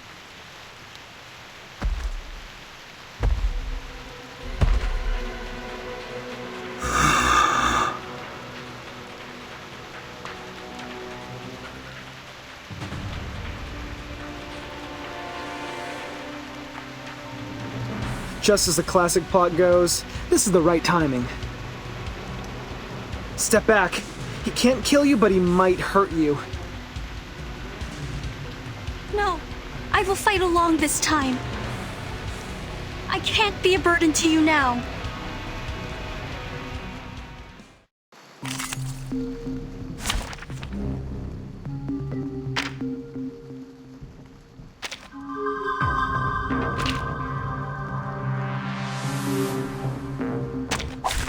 Look at my back.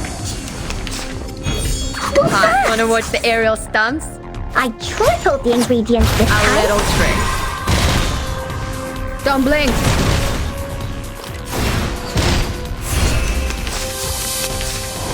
Bodyguards! Where were the bodyguards? What's this? It seems to be mixed up. It should be fine, right? Frost is the armor of the forest. Right wind.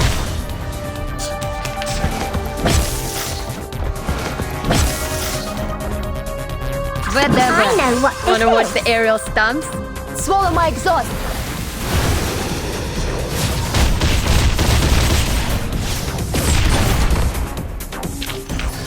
Just like the prophecies of the woods, the scales have... Run! Run away from him! Don't let him catch you!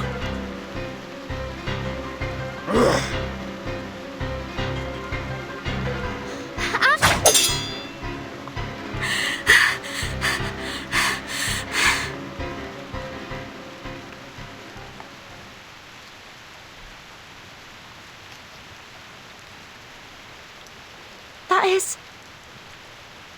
No! No! I won't allow it!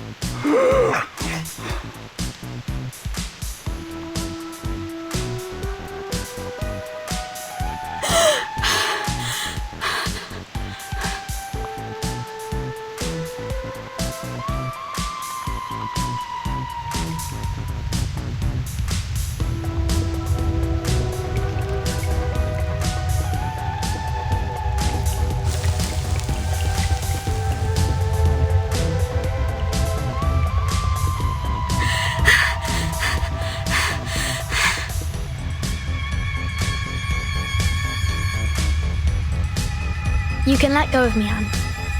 It's over. He disappeared. Oh, right. I know. Yeah, you defeated him. Like a marvelous miracle. Wow. A miracle. The brave heart and the miserable death of the crazy criminal killed by his own weapon. This is the last girl.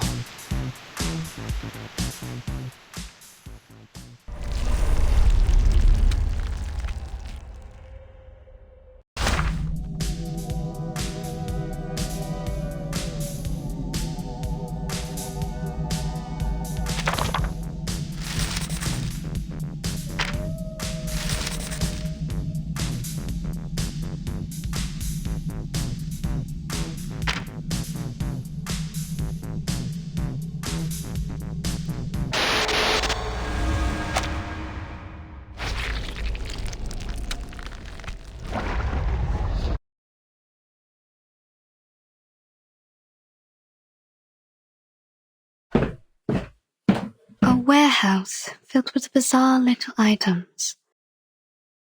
Puppets, a Ouija board, audio tapes, a diary, and a ring box. To my forever love, Victoria, here lies my lifelong secret. In the summer of 1973, I took the life of a young lady. Sounds like an intriguing story. Those kids will love it. The pity is, I find no teeth here.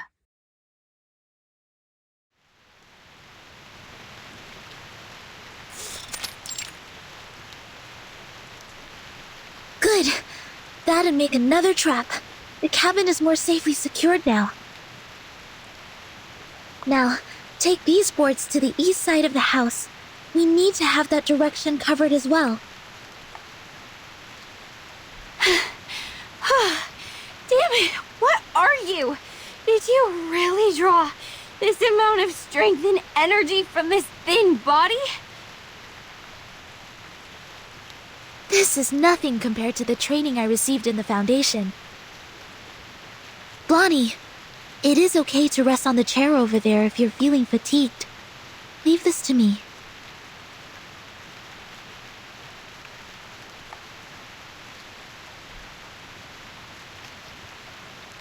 Ladies, I found something in the attic. I brought them here. Burton? Timekeeper! It's Anne! She's safe!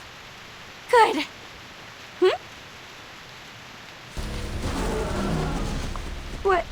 What's that behind her? I didn't know there's still an army stationing here. No, that's a cluster of monsters. Well, you can also call it an army. Awesome! How are we supposed to deal with them? We are so dead. I can't run any further. Good. They've set traps in front of the cabin. Sonetto! Activate the trap. Prepare to engage.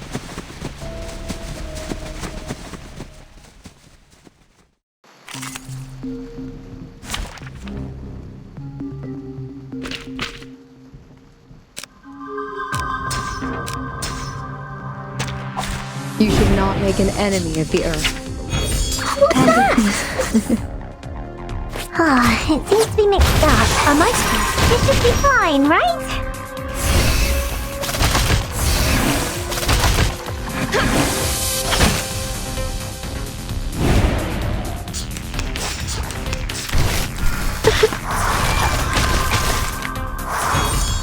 Andy, good timing. A mice pot. An unconventional choice. Advice from the forest.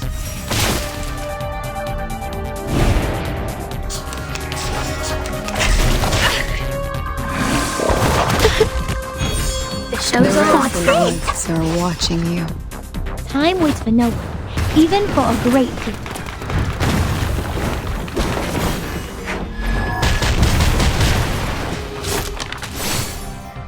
I weave the gown with thorns.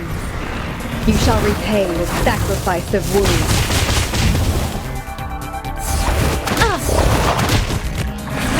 It seems to be mixed up. It should be fine, right?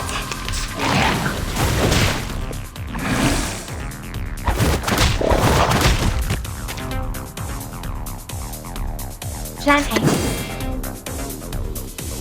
Andy. Just wait. With bated breath. 3, 2, 1, down. Penetrate. Bodyguard! Where are the bodyguards? What's that? Good timing. It seems to be mixed up. Cross through the It armor should be of the fine, forest. right? Bodyguards! No need to Where look are the back. bodyguards? Whew, that went smooth. Exactly.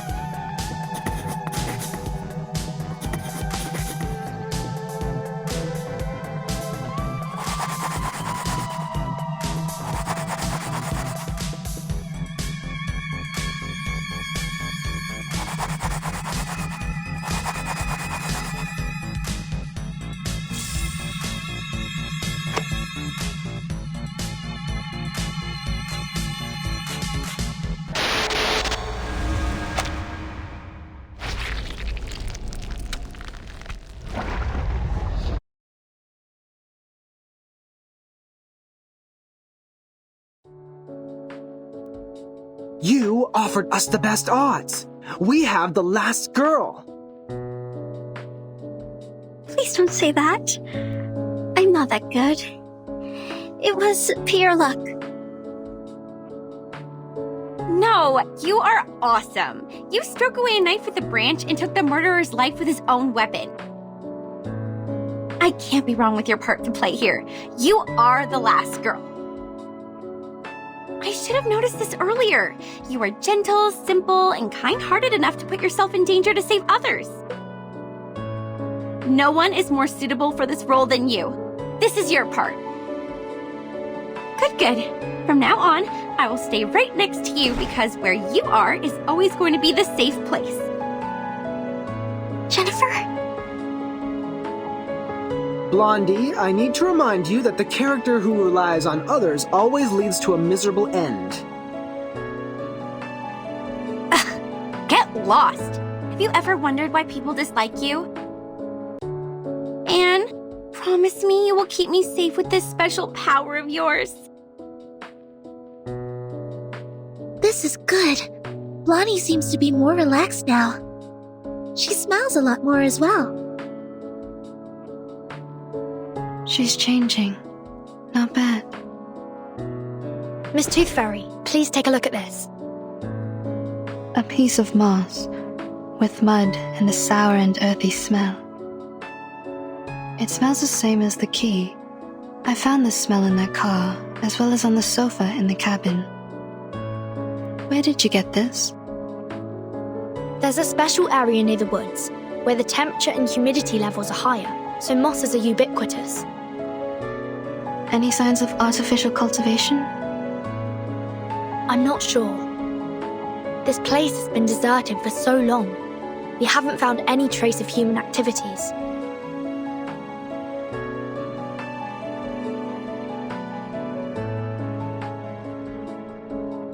This is a potion. Like most moss-made potions, it paralyzes the central neural system of humans. The subject will become impulsive, confused, and mad.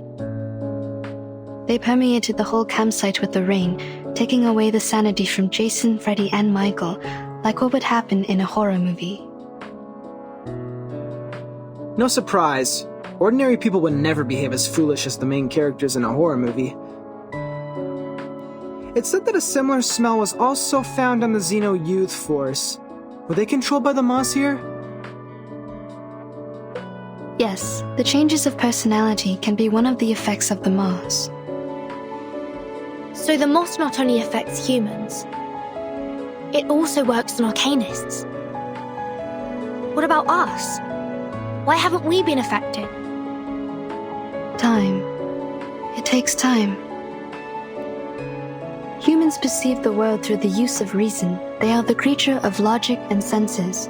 However, they soon lose their sanity when they meet insanity. Arcanists are not the same. We were born with chaotic, mixed emotions. Our innate sensitivity to feelings and potion resistance are stronger. The Xeno Youth Force stayed here for an adequately long period to be contaminated. It will also affect us when the time comes. Perhaps we have lost our minds without realizing it.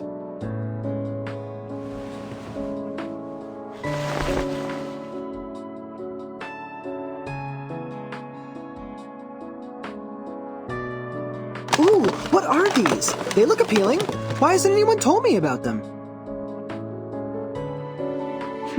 I found them in the attic. These tiny and exquisite items have a lot to dig into.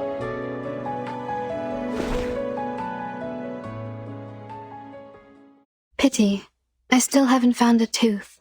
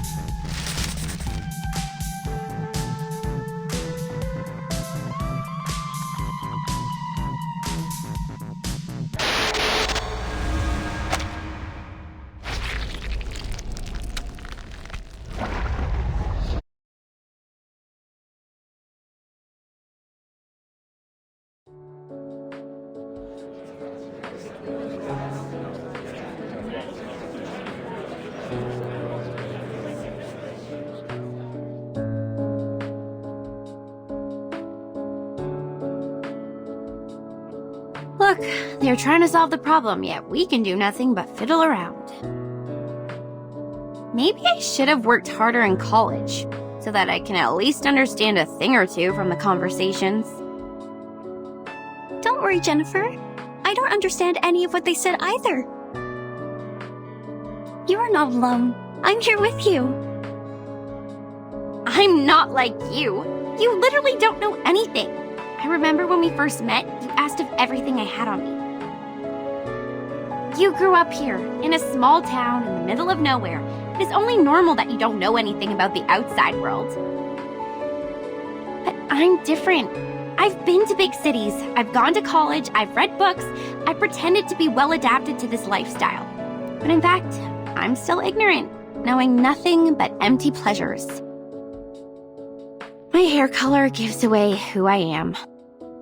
I'm a silly blondie. Don't speak of yourself like this, Jennifer.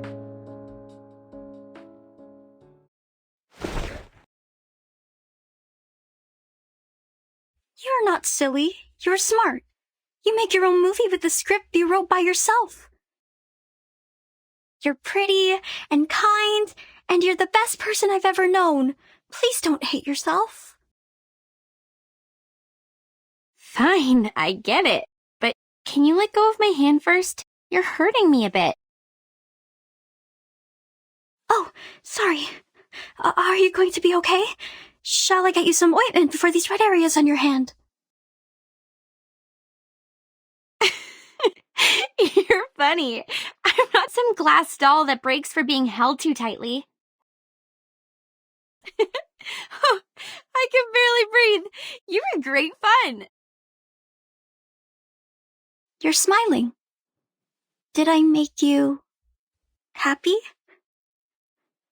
This is good.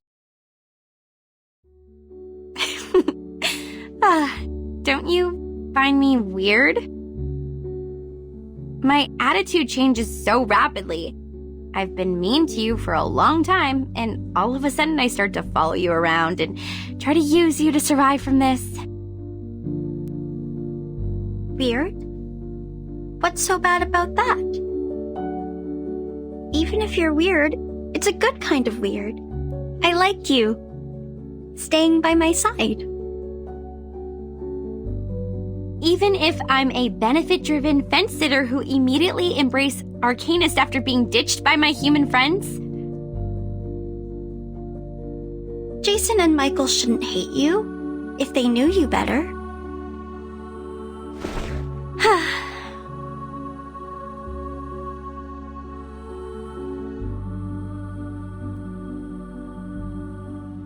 You seem to really like me.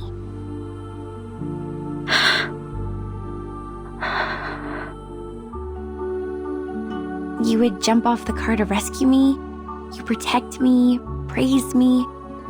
You would even be happy because I was happy. Because I've never seen anyone as pretty as you are. You're special. You're different to the rest of us.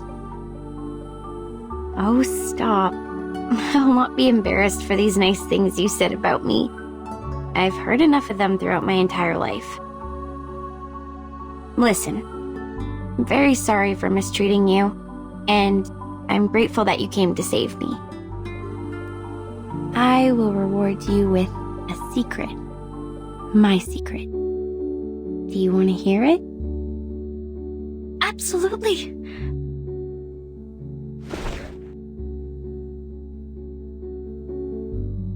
I'd love to. In fact, I don't hate horror movies. This is the diary I found in the attic. There were many other things, like a full warehouse. I actually liked them a lot when I was a kid. I spent most of my time here, in Green Lake Campsite, writing my own horror movie scripts on paper.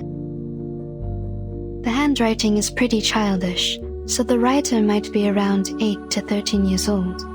Some of the narratives are straightforward, but the story itself is very creative. But later, we moved to another town. My parents earned great success in business, and we moved into a high-profile community where only humans are allowed.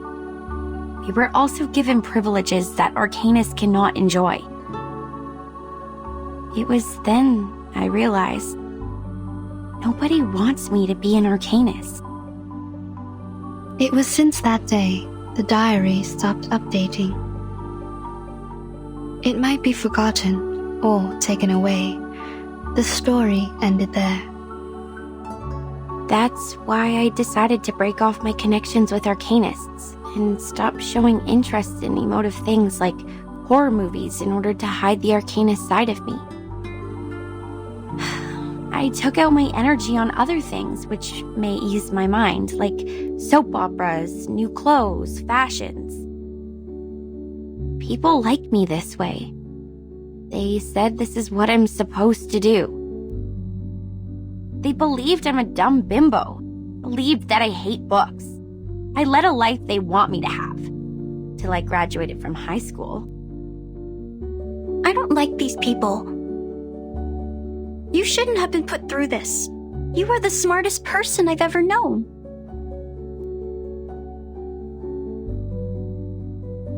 If one day I run into them, I will pull their noses and mouths off.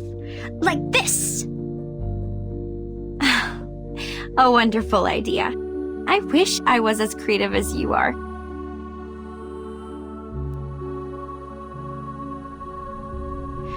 So, in the end, I attacked one of the jerks who didn't watch his mouth at the prom.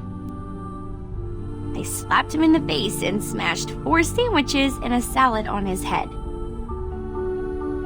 Then, feeling resentful for what had happened, I applied for a degree in filmmaking, a course which was considered to be ill-fitted to me, and next I start shooting horror movies for an assignment I have to finish.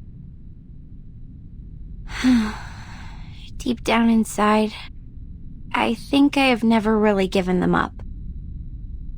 I've probably never stopped loving them.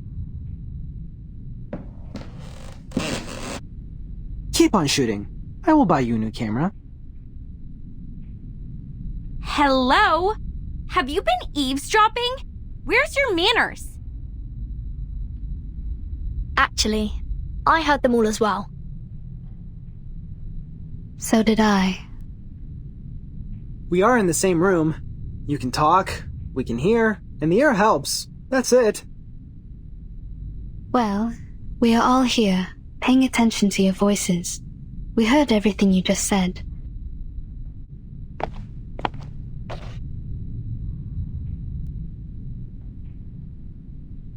I think this is yours. Now I should hand it back to you. Where did you find it? I haven't seen this for a really long time.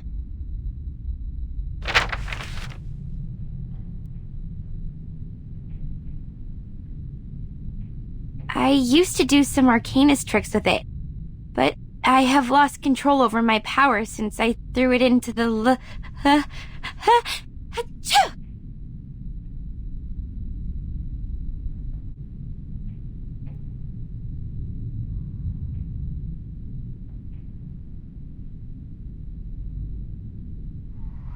Aren't you guys cold? How come it's so chilly?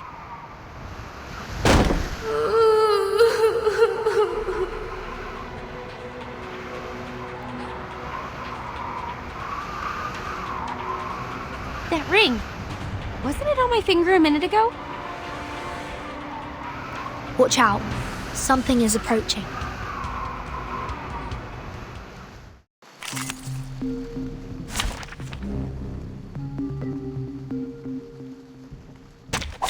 Nothing unexpected. For now. It seems to be mixed up. 3, 2, 1. It should be fine, right? No need to worry. Bodyguard! Where are the bodyguard?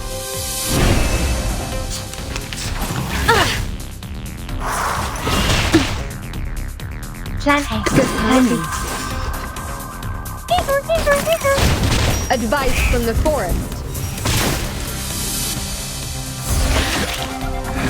unconventional choice.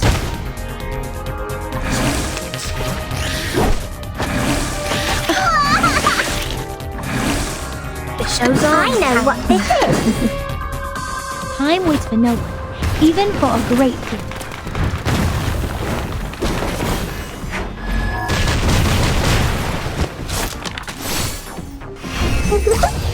This is the gift, well prepared for you. Frost you with the armor of the forest. No need to worry. The reticent works are watching you. I weave the gown with thorns. You shall repay with sacrifice of wounds.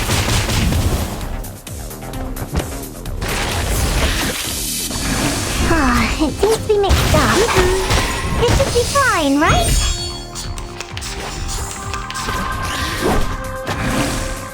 I know what this is. This is the gift, well prepared for you.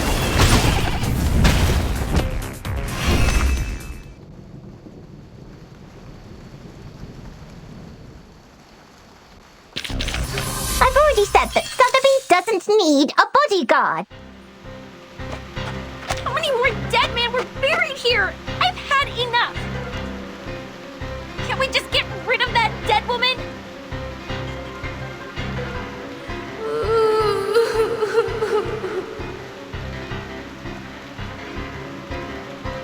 She's approaching. This is a good chance that... Ugh, she smells like a skunk in the sewer. Lonnie! The ghost bride took her down. We need to help her.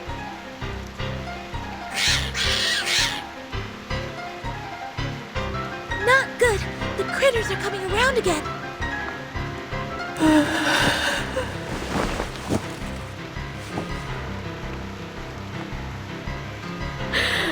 I do.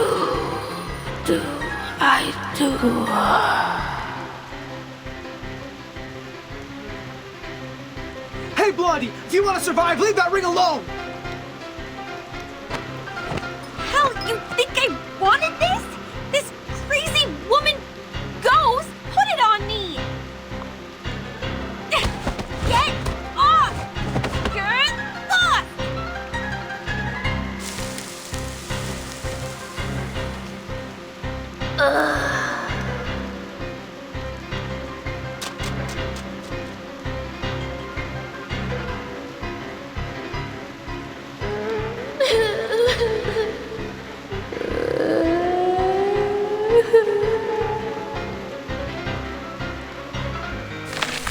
Damn! Her whimper can summon more critters! They are going out from the ground! Shh.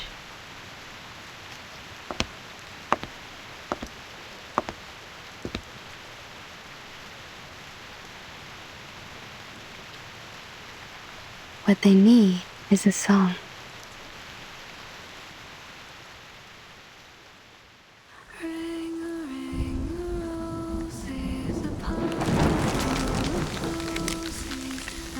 This is Miss Tooth Fairy singing. Miss Tooth Fairy, behind you! Jeez, what on earth is that? What is it, do you think? Of course! A good surprise!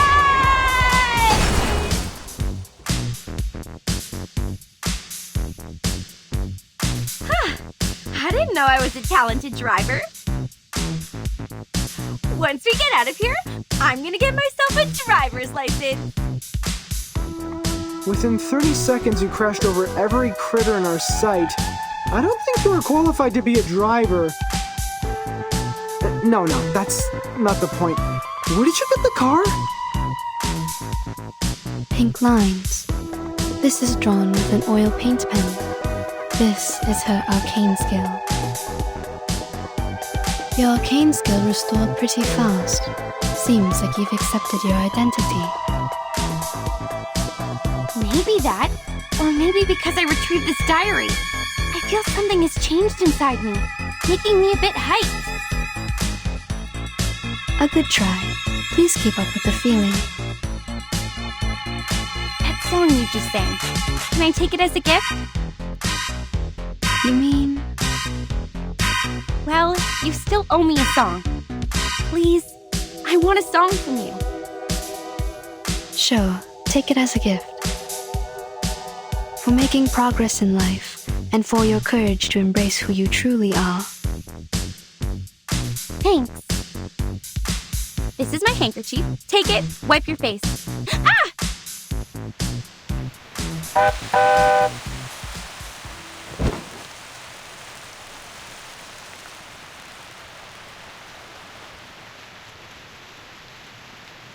Did you just get a bit woozy from putting up a big scene to the rescue? I didn't. Okay, yeah, What are you doing? I know the rules of social courtesy. You just saved my life, so I won't embarrass you by telling others you just overestimated your ability.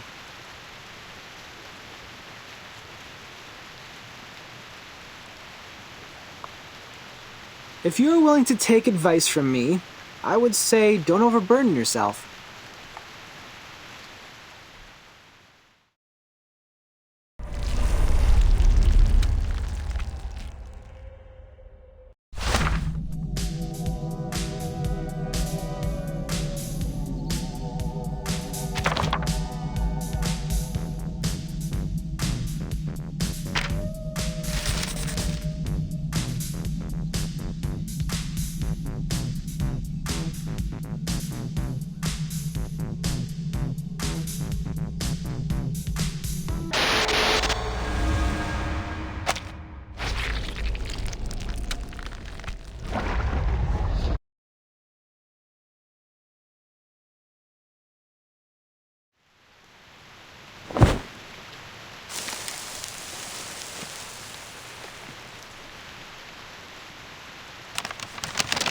There's a note hidden inside, just like the one found in the butcher's corpse.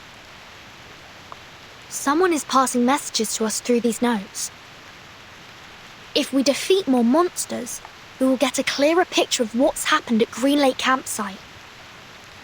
This is the all-time favorite trick of the plotter. He takes the whole situation under control, playfully teases the innocent participants like us, through which he gains a special sense of fulfillment. But we have our means to cope with it.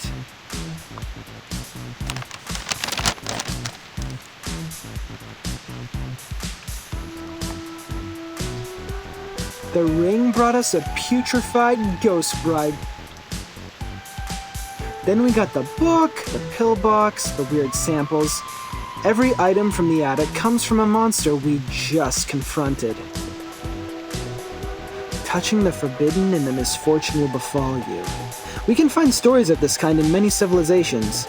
But what if we use it to fight back? Not to wait for the monsters, but summon them to us. Exactly! If you want, we can select which ones to summon first.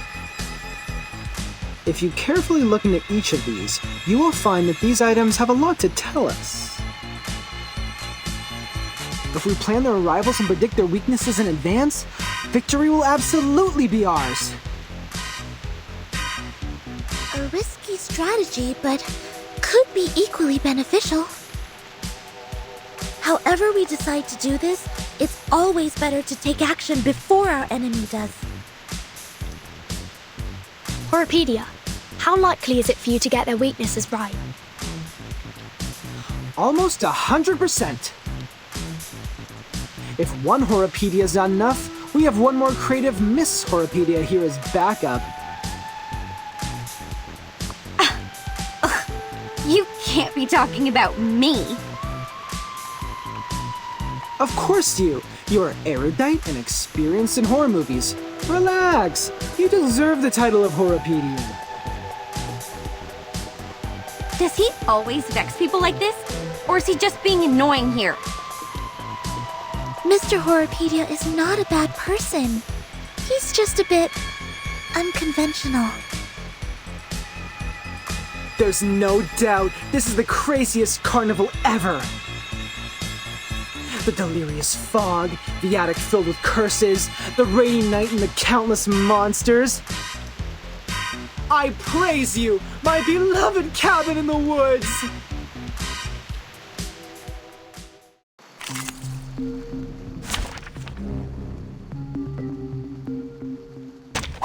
Nothing unexpected. For now. I bet you this sneezing critter specimen has been standing here for over 100 years. Ew! It's just like... Like what? Oh, never mind. My dad had a business partner, an old money, you know, who had a real wonder room in his mansion. I was 7 back then. His son wanted to show me his so-called masculinity and took me to see his great-grandpa's collections. He thought I would be screaming when I saw the freaky two-headed snake specimen, but he didn't know that I was a freak myself. We are the people who live between the world of humans and arcanists. These things happen. I can imagine that. Anyway, at least I got to point out that his teeth were chattering and that made him cry. That was fun. Totally worth the scolding from my father. Think of it that way. It's not that bad to be a freak. Who knows? Maybe. I'm glad you say so. Watch out. They're coming. What's that? Good timing. It seems to be mixed up. This should be fine, right? Frost Dew is the armor of the forest.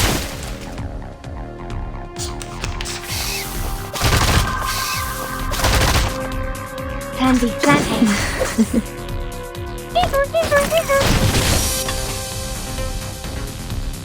Put that aside.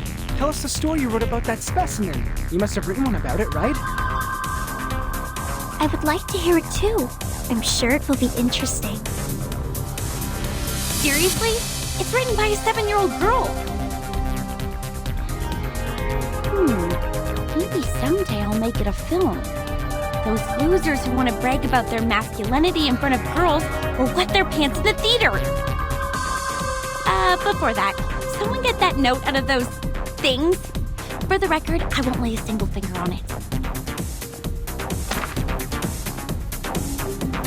Watch your fingers, Miss Virgin. A rusted knife is even more dangerous.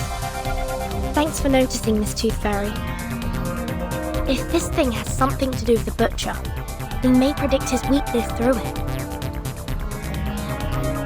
You're getting better and better at this, Virgin. A simple logical deduction, plus some movie knowledge. Bang!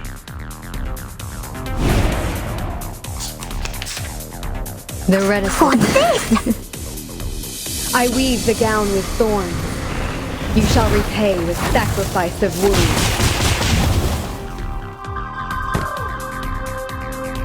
Oh, my dear GS003 Silver Bullet, I will give you a kiss. By the way, did I mention that it actually doesn't include any silver? I barely had any chances to test it. You know, no field missions, let alone a real spiritual body to be my lab rat. I could only analyze their information, predict their action patterns, and ask for a little help from Laplace. Look how my bullets penetrate those ghost critters' heads just now. You do know that nobody gives a rat's ass about your bang-bang ghost shooting lecture, right? After watching a film, haven't you had that what if I were the heroine fantasy? Hey, be honest with yourself. You know you love them.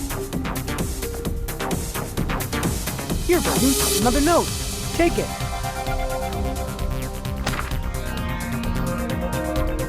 The zombie bridegrooms. We've dealt with them. And their stinky smell. One more time? I've had enough. Be patient, Blondie. You can always run over them with your vehicle. We're getting closer to the truth. Stay alert, everyone. I don't want to bring my medical kits out at this moment.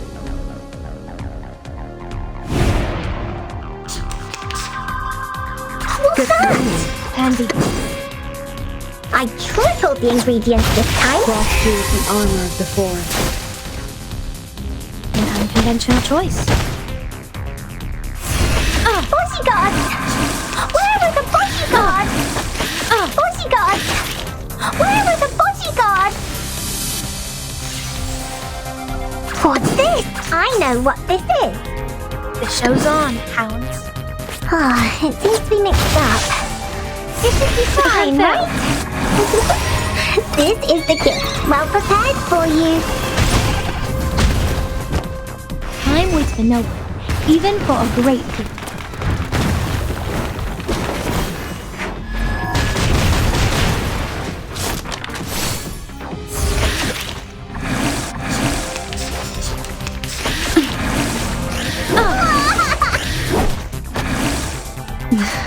Good timing.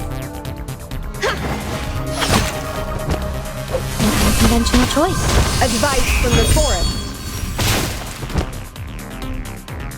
The words written on this love letter are smudged by rain.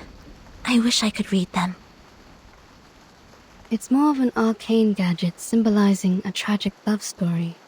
The only purpose is to hold a curse ritual. To fake an event record is simple, but to create a poem, I assume the one behind all these is not able to do that. I agree, Miss Tooth Fairy. Please take this note, Timekeeper. I'm looking forward to your deduction. I've already said that Sotheby doesn't need a bodyguard. Good. This should be the last note. Burton, these are all the notes we can find in the backyard. I just checked on Jennifer and Sonetto. They're still looking for more, but this shouldn't take them much longer. Thank you for your update. Except that... Burton, can I ask you a question? Sure, please. Do you have any wishes? Big ones, small ones, hilarious ones, or sincere ones? Any wishes? Me?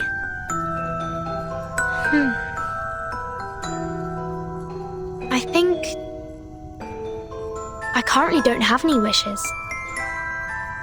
Not even for the most trivial things? Like candies, a good rest, or a soft bed? My life is good enough without them. You look pretty shocked. Have they all told you what they want? Yes. Jennifer wants a soft bed and a hot tub. Mr. Horopedia wants a cup of coffee or a gum. Miss Tooth Fairy wants a collection of critter teeth. And Sonetto. Yeah? She wants a toffee. She said she wants to taste it properly this time, for she has never really paid attention to the flavor. Once we get out of here, their wishes will soon come true. How about you, Anne? What do you wish to get? Me.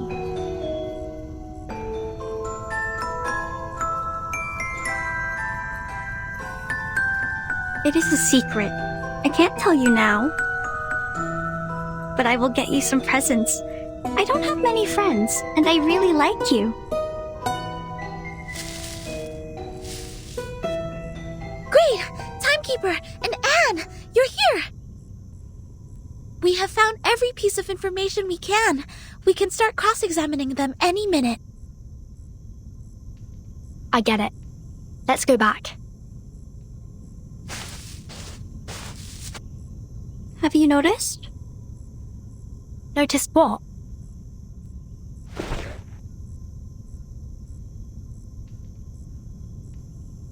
That the rain has stopped.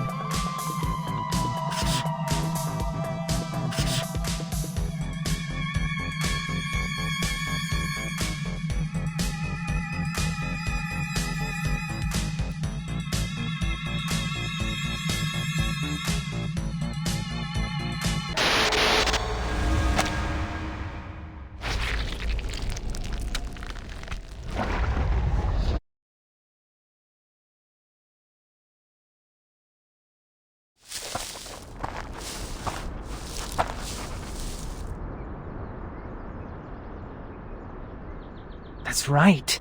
This is where all the stories are leading to.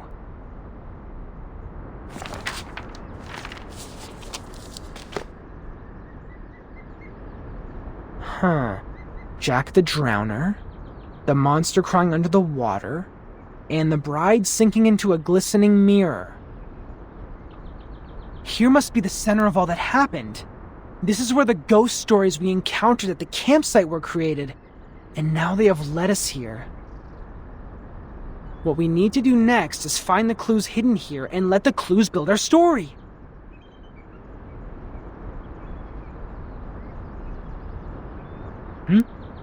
What's wrong, Blondie? When we arrived here, was there...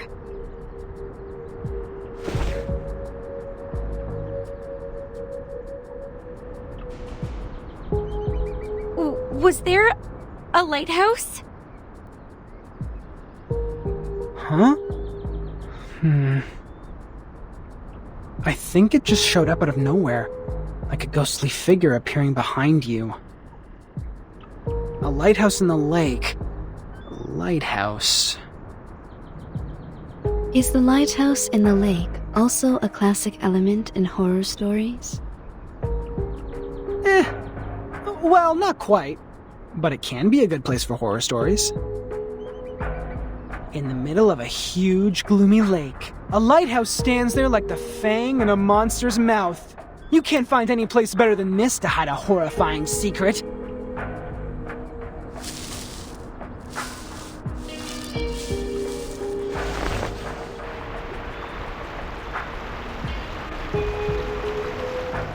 And there's even a boat here. You should know that a campsite horror movie couldn't exist without a little boat. You're just not afraid of being killed, are you?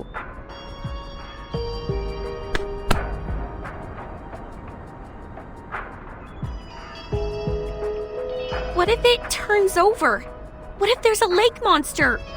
We might be putting ourselves into its mouth like serving it a plate of dessert.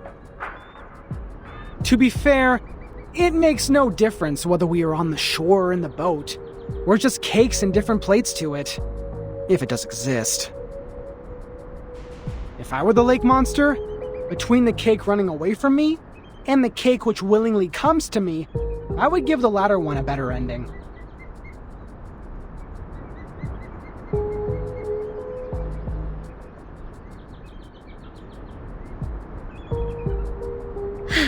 All right. If I have to be eaten like a cake, I prefer to be the cake that has more control over its death. Get into the boat then. Let's head to the lighthouse.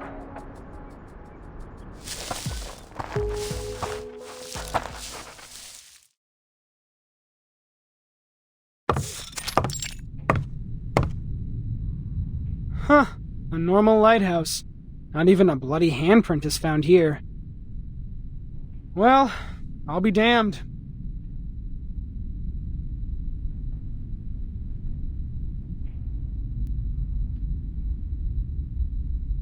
The reality is not as sensational as the stories.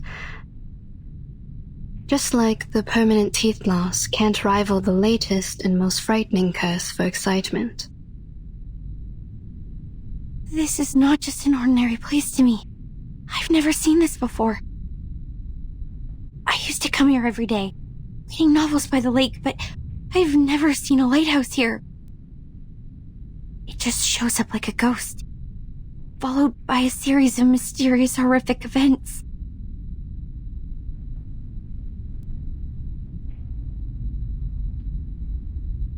Timekeeper? Please, come and take a look at this.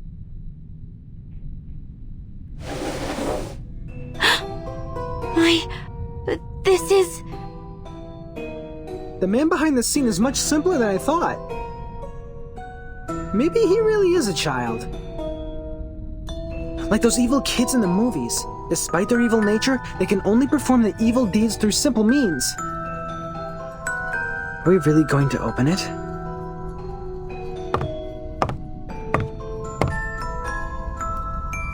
We'll have to open it, according to the note.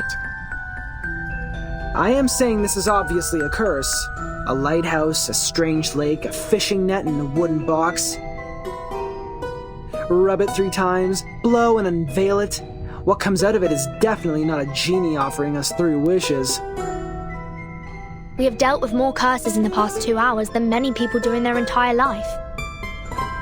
If it is a curse, then it is a curse prepared for us.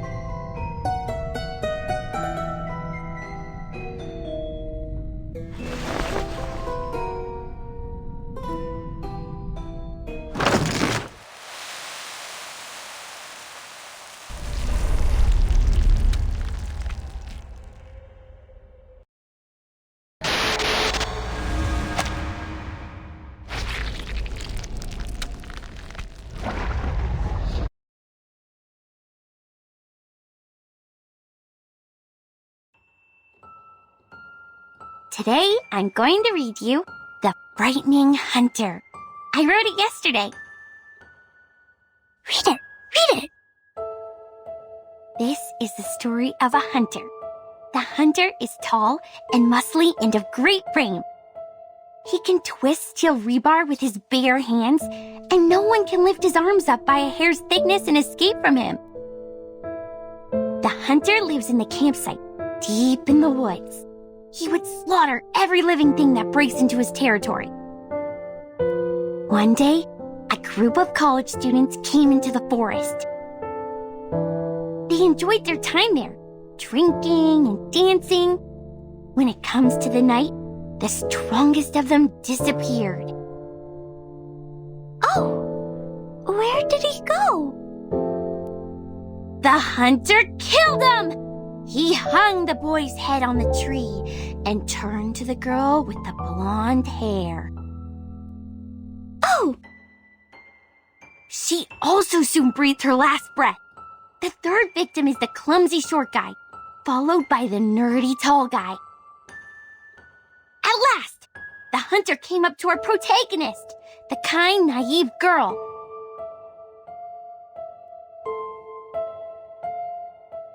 That was the first story she ever told me. An intriguing, interesting story.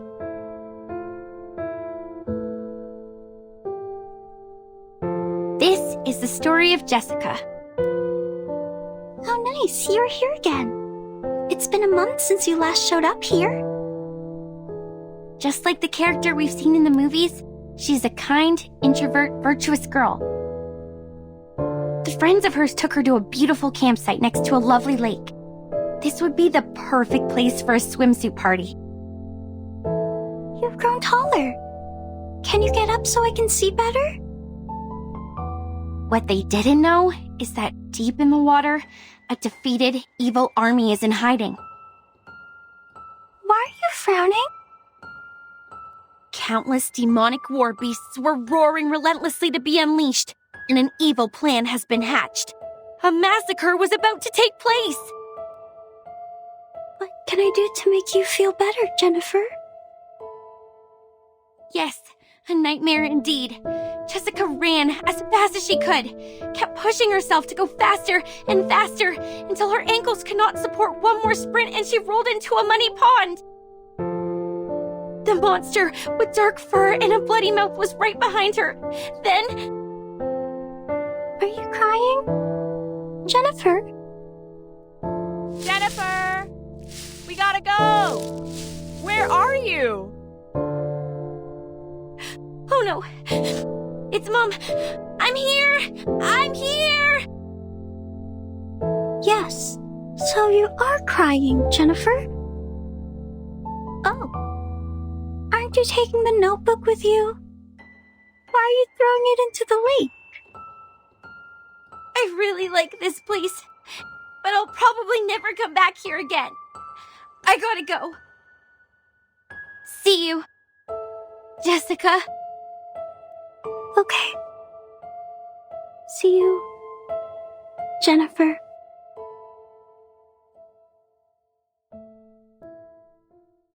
That was the last story she told. I didn't understand what she meant by see you, for she has never actually seen me. After that, I also haven't seen her for a long time. Feels like for ages. I went through every corner of the campsite and collected every item I could possibly find, making stories out of them, one after another. But who is there to tell? There's no one in the woods anymore. At first, I spent my days with my furry friends. They were my loyal listeners, and I taught them how to act and behave like the monsters in the stories. We played the stories one after another. It was great fun. But the stories got old. No exceptions. This is when those young people came into the woods, like the protagonist in our stories. They arrived with their friends, and each of them have different relationships with one another. We had a good time, but I would think about Jennifer a lot. When I started to believe that I will never see her again, she's back.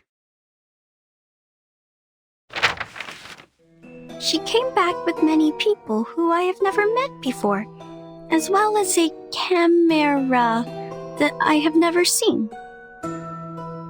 She was here to make a movie, which is a word I used to hear a lot from her. I understand it to be kind of a story that could be stored in a box. I'm glad that she's still passionate about horror movies, like what I have been feeling in all these years. They were short of one actress, and I know what that word means. A brilliant idea came to my mind. I joined them. I was like the monster in the stories that hides in the group. She will be so surprised when she finds out what I did. However, an accident happened. There were other people in the forest. Oh, misfortune. What a misfortune. Jennifer was upset. She got into a fight with a strange man. I called upon the rain, bringing these people into my story too. They accomplished a good story. The man who knows a lot about horror movies, the woman who is always calm, the woman who seems strange, and the woman who smells like a puppy. They are all very interesting people. I think I start to like them. They are different to the people I met before who always cried and fainted very quickly, not long after my story started. They are interesting and of great fun. So I want to tell them the truth and make friends with them. I have to let them know about this. That my real name was never Anne. It's Jessica.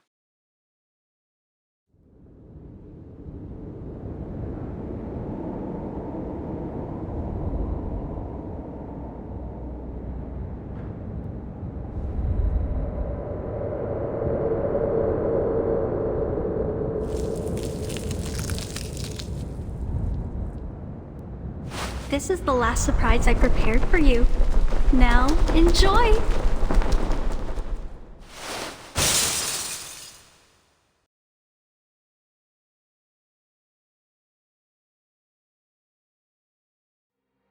Anne! She jumped! Blondie! Watch out for the critters!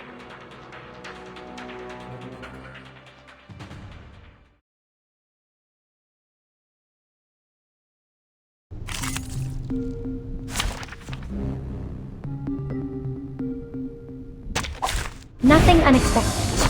For now. What's Plant this? candy. I tripled the ingredients this time. 3, 2, 1, down. Bushy gods! Bushy gods! Where are the bushy gods?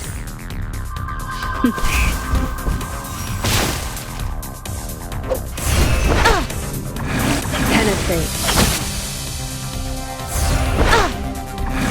A mice pass.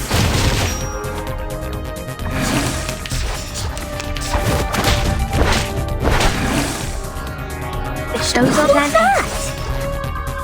Time waits for no one, even for a great gift.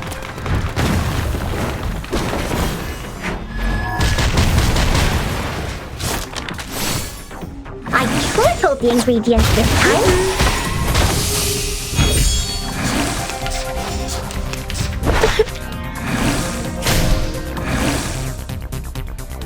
Candy.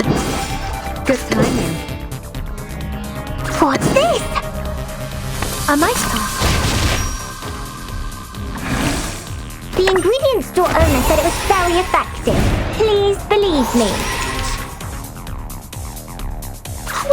I know what this is. The reticent woods are watching you. It seems to be mixed up. It should be fine, right? This is the gift. Well prepared for you.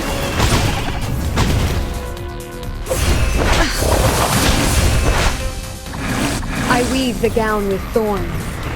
You shall repay with sacrifice of wounds.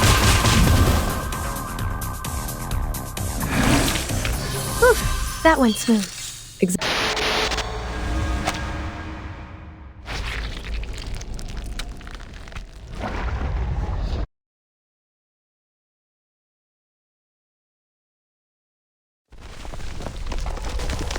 The lighthouse is sinking. Everyone move and leave now. Anne! She was the last girl. She was our only means to survive in this horror story, and we have lost her. No, she was never with us.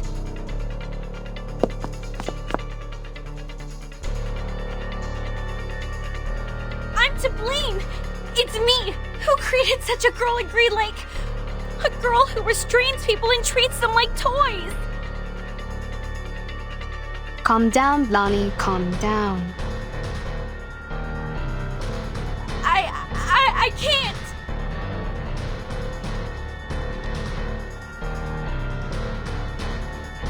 It's too late, Tooth Fairy. We have lost all the cards. We still have a chance. You don't understand. It was me who created the stories. I created that monster. I've drawn many monsters in that notebook, and with all those stories I told, I created her. I turned our last girl into the biggest villain. What should we do now? How are we gonna... You are right. This is the story created by you. They are all created by you. It's your story, your monsters, your past, your arcane skill, and your identity as an arcanist. They all belong to you. Belong? To me?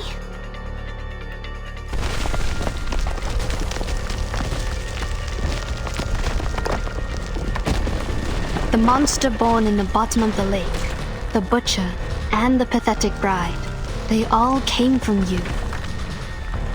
It was you who taught Jessica how to make a story, how to create all of this. She created them all, but you endowed her with such ability. She's the creator of these, and you are the creator of the creator.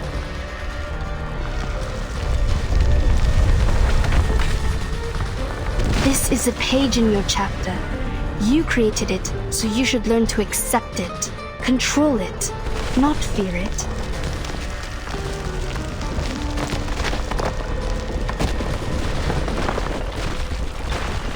Don't run away, but face it.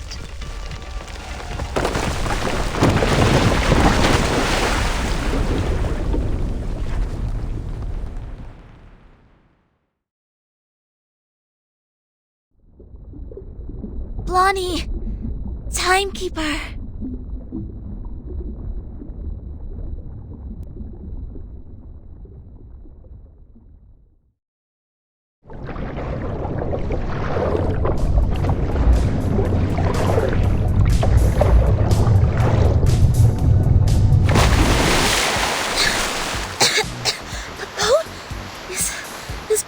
this? It's her arcanum.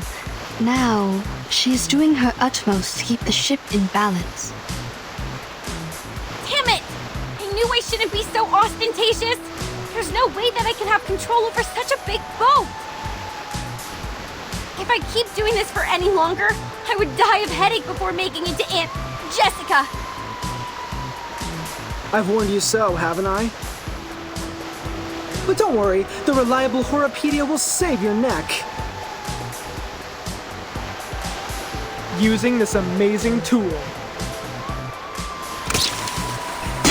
Good! Hooked onto the rock! You might feel a bit seasick. Please try not to vomit. If you fail, at least don't puke on me. Set still and hold tight! We are heading towards the riverbank!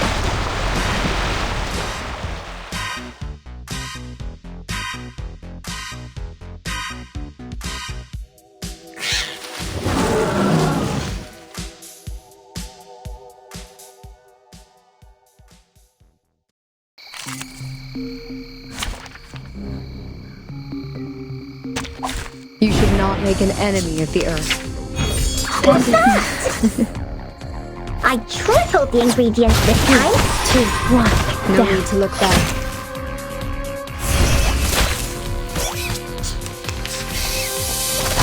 Bodyguards! Where are the bodyguards? Just heavy.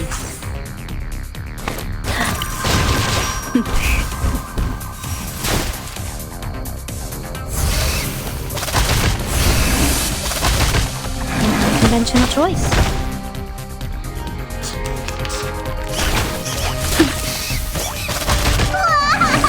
The show's on.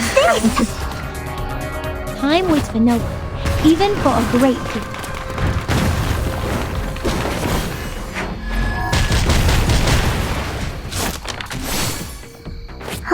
It seems to be mixed up.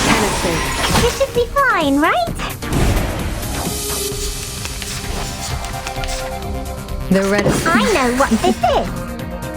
I weave the gown with thorns. You shall repay with sacrifice of wounds.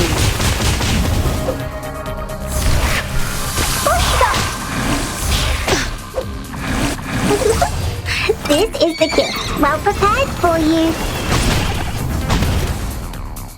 Advice from the forest. I've already said that Sotheby doesn't need a bodyguard.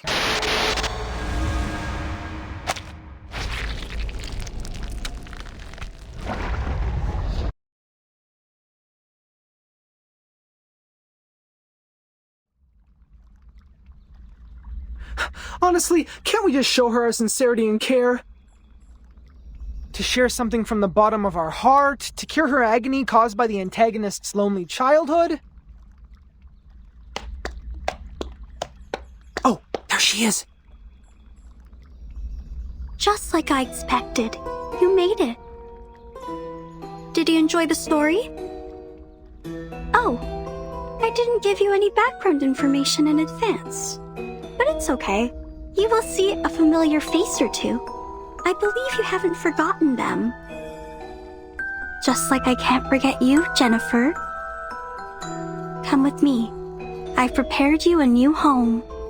A home where you may sleep on beds made of soft moss and drink clear, cold spring water. I will get you toffees, coffee, and so many teeth in beautiful shapes. You can even have mine if you like. You will stay here with me happily ever after. Till a time even I don't know of. Jessica, let us talk. You've been thinking of me, haven't you? Of course I have. You were fond of me, as well as the stories I made, aren't you? Yes, I'm fond of you, Jennifer.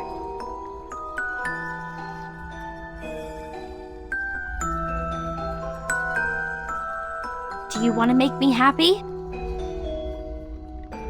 I think so. I have made you happy once. Would you let me do it again? Do you like my story? Let us go then. Including Jason, Freddy, and Michael. Let all of us go. Why? You have made a mistake. You hurt people, and that is unacceptable. This is not funny. I was to blame for misleading you. I can't let you keep on doing this. Don't you like my story? Yes, I like it very much.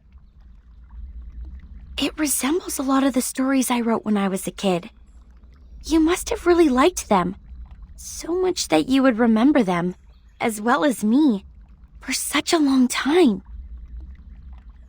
I will not leave you alone again. I'll come back for you. Every year.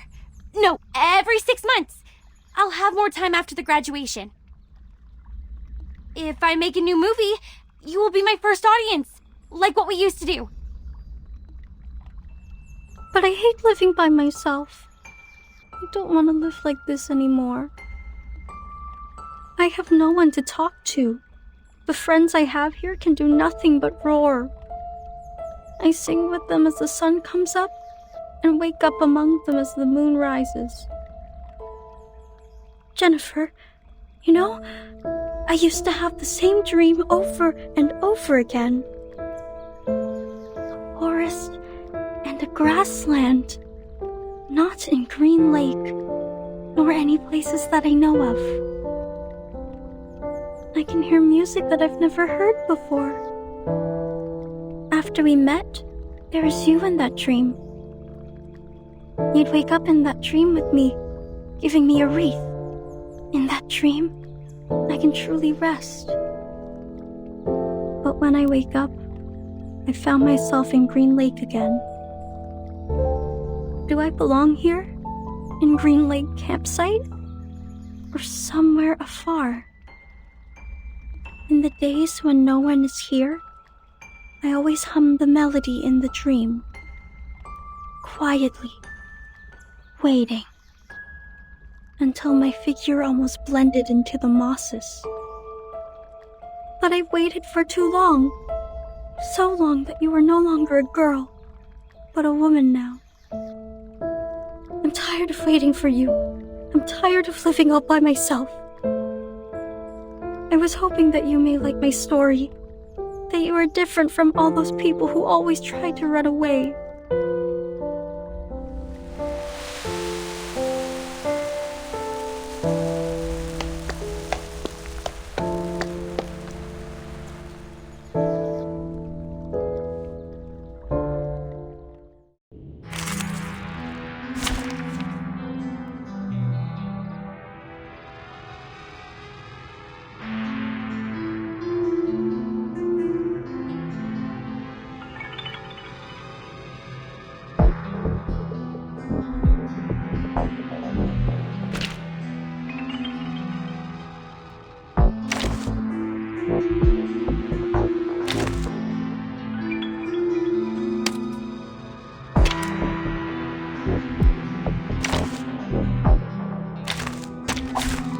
Everyone would leave in the end, but I don't want that to happen again.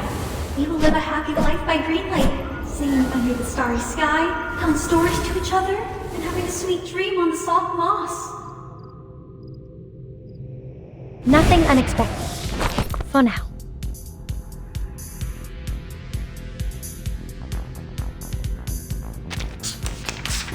Don't worry. Let me show you. Plan B. What's this? Good timing. A mice pass. It seems to be mixed up. It should be fine, right? Armor of the forest. Say hello. Stop lightning.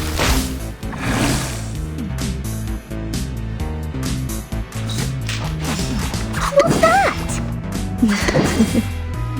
Typhon won't give up his friends. Neither will Sotheby. Advice from the forest.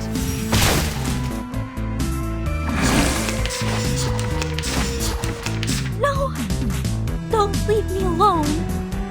Oh, look, I still have so many stories to tell.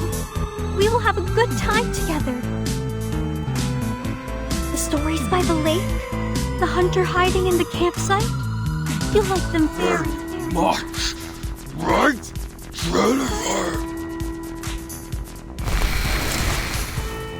Are we using the Return of the Monster plot now? Please, save me some lousy plot development.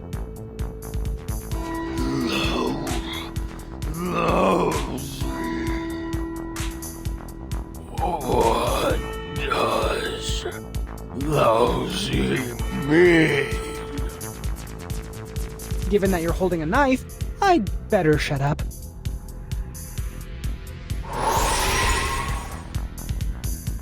The reticent woods are watching.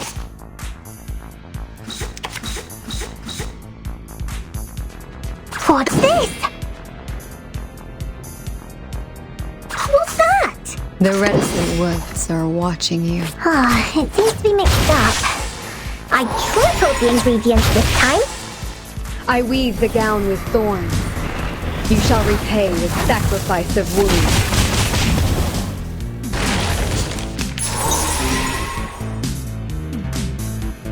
Planting.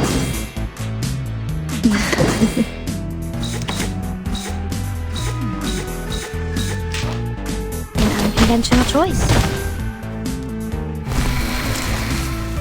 The story has ended. It was our first story. Why? You don't like it anymore? We'll never run out of stories, Jessica. Enough with the fight. It does no good to either of us. Listen. I will come up with more games and stories. We will live a happy life forever and ever. Oh, don't worry. I have prepared it all. I have prepared it all. Jessica! Jessica! Be careful, she's still standing. You are worried about me, Jennifer. You are the best, just like the protagonist in the story. That most beautiful, kind-hearted girl in our 13th story. Here comes the little bride, bloody and dressed in white. Now her story starts, followed by her friends in line. Jennifer. Jennifer. A pearl as pure and white as a tooth. What a shame. She has decayed to such an extent.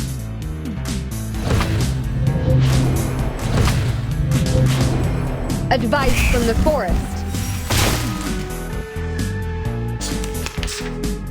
What's this? What's that? I know what this is. Pansy.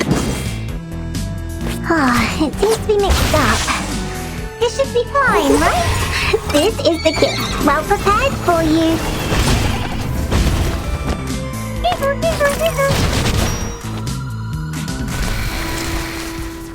Why? I will get you anything you want. My little buttons. The sweet fruits. The moss bed. The dew cup.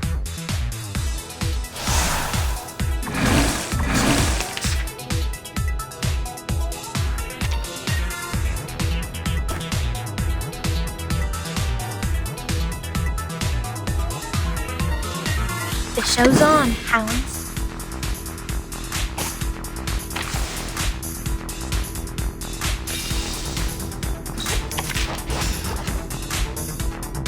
The show's on, hounds. Just wait, with bated breath. Wait for 5 seconds. Time waits for no one, even for a great gift.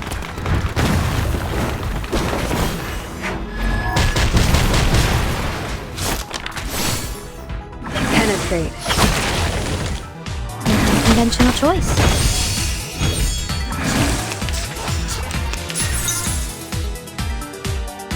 The show's on, hounds. Pansy. What's this? Time waits for no one, even for a great gift.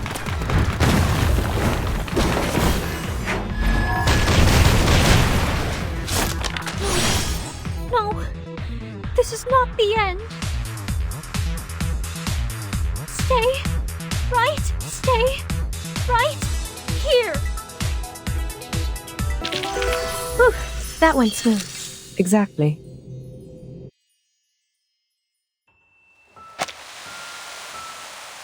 The fog starts to gather around her. Step back. Cover your mouth and nose. Don't breathe the fog in. Her wounds are healing, and I sense her arcanum is getting stronger. We need to leave now, Timekeeper. No, please don't go.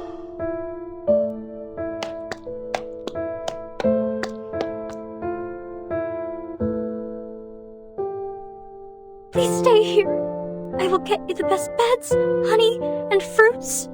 I will search for foods for you. I will take the responsibility to take care of you. Jessica, we will not stay! Now listen to me carefully! No, I hate living alone. Well, come with me! I will get you a beautiful house much better than the one you have here.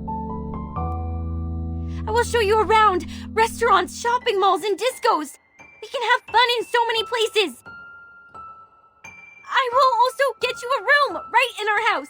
I don't care whether my parents allow this or not. Jennifer, I really want to be with you, but I don't want to leave here. I have no desire for the outside world. I will quickly reveal this true love of mine, and people will look at me as if I've done something wrong. I don't like that. I hate when my power gets weakened. I want you to stay here with me. If I say I could stay. Timekeeper! Jessica, if I stay, what will you get me? Except for food and shelter. What else will you get me? Will you?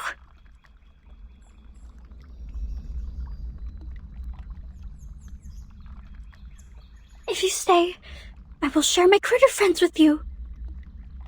Along with my cave, my keys, my little buttons, anything you want.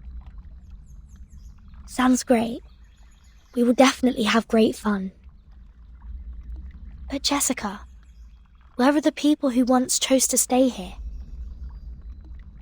When they stayed for long enough, after you ran out of all available games, they were no longer attractive to you, and no longer adored by you. I can stay longer than them, but with no exception. I will become boring one day. You will be alone again. Every day waking up, falling asleep, roaming in the dream alone. No, I don't want that. I don't want to live like that anymore. You can lead a different life. You can embrace a diversified and meaningful life. A diversified, meaningful life? When you were Anne, you asked what my wishes were. Now I know the answer. I know what I want. It's you. Do you want to come with me? I will find you a good place to stay, where nobody will consider you to be weird, nor will they keep staring at you. You will see the world with us, the amazing and unique outside world. This outside world?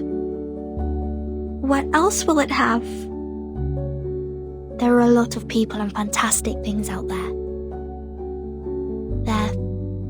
Some people eat gold bars. Some others dance on the crocodile skin. Some people ride a rocket, dashing into the sky, and eventually fall into an unknown zero-G. Even the grassland and the anonymous music in your dream, they truly exist. in the outside world.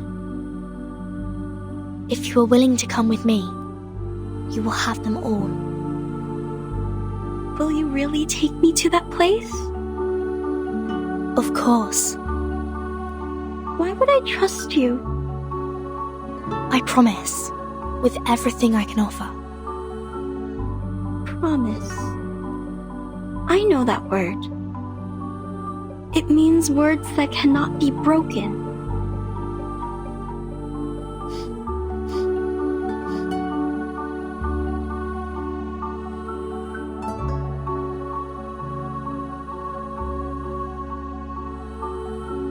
I will make your wish come true.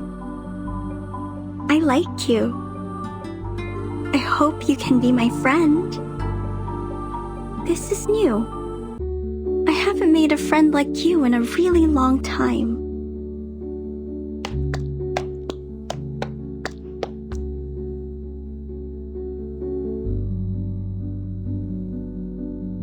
What's this? This is a gift to you. Press it. You will find out. I see.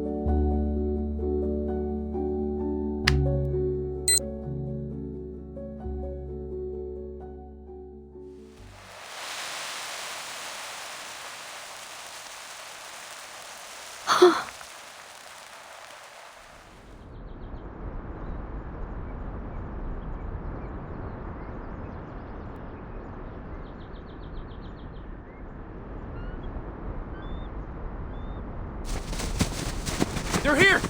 Hey, come here! The medics are ready. Please, leave the injured to us. Captain! Captain! We found the target and are now carrying out the rescue. Over. There are no enemies here. Everyone here is a member of our squad. Please don't attack. Repeat, please don't attack. Oh, come on. Seriously? First we persuaded her with love and care, then we presented the Deus Ex Machina. Now we're doing this? This is the worst antagonist ever. Everything is so screwed. Commentators won't write anything nice for us. Well, if it were them to write the story, characters like me would always fail to live long enough to see the end. So I don't oppose to end this peacefully, but to end it like this, Aren't you happy? They did it, like what you said. Some emotional and comforting plots. Eventually, it shows us that love always wins. Miss Tooth Fairy, that was a joke. A joke to show you my sense of humor.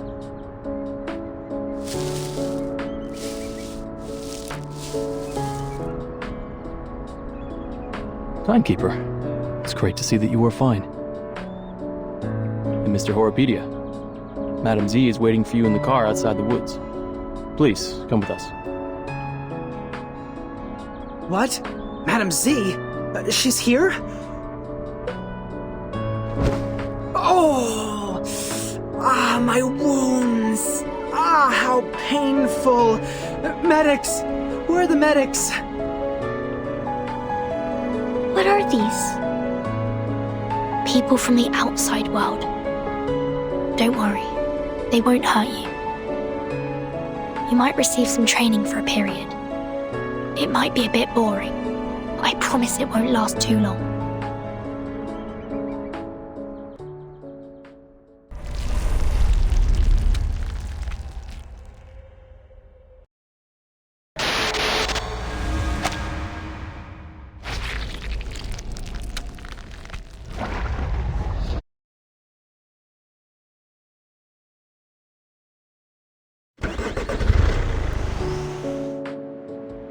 Are you suffering from the headache again? Me? No, I'm not. You shouldn't lie to a doctor. Fine. A bit. Just a bit. Some warm water will help. I don't need those things. I don't dislike your tooth fairies. It's the texture that creeps me out. I've tried multiple times. You know how it ended.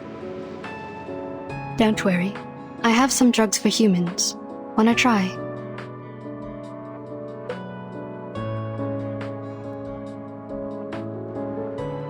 Oh, that's surprising. Thank you. How about the future of those kids?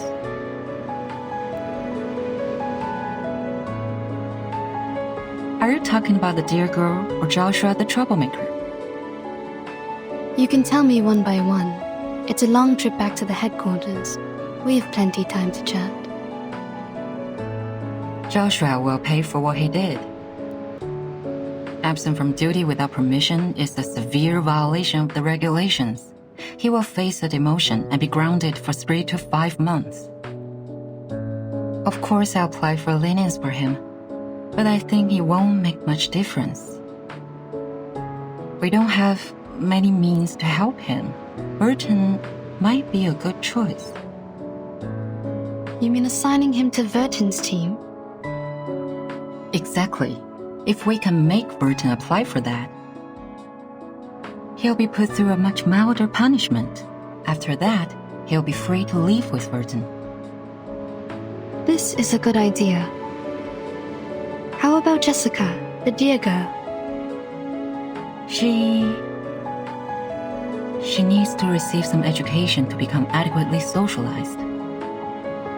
Based on her result of the amended Arcanist Risk Evaluation chart, this little girl is very dangerous. We rescued 9 hostages from her cave. 3 are from the film crew. The other 6 are from the student expedition team that went missing 6 months ago. The validity of that chart is debatable, for it doesn't have a sufficient number of questions to draw a conclusion. Yeah, when we arrive at the Foundation, we will give her a more comprehensive test.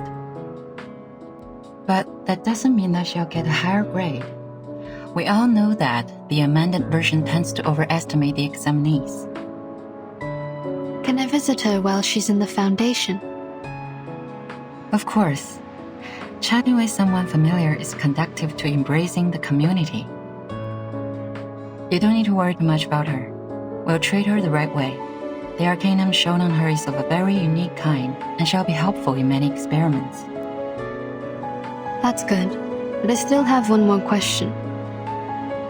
Go ahead, Doctor. Members from the Xeno also participated in the rescue. Did you call them to come? Yeah.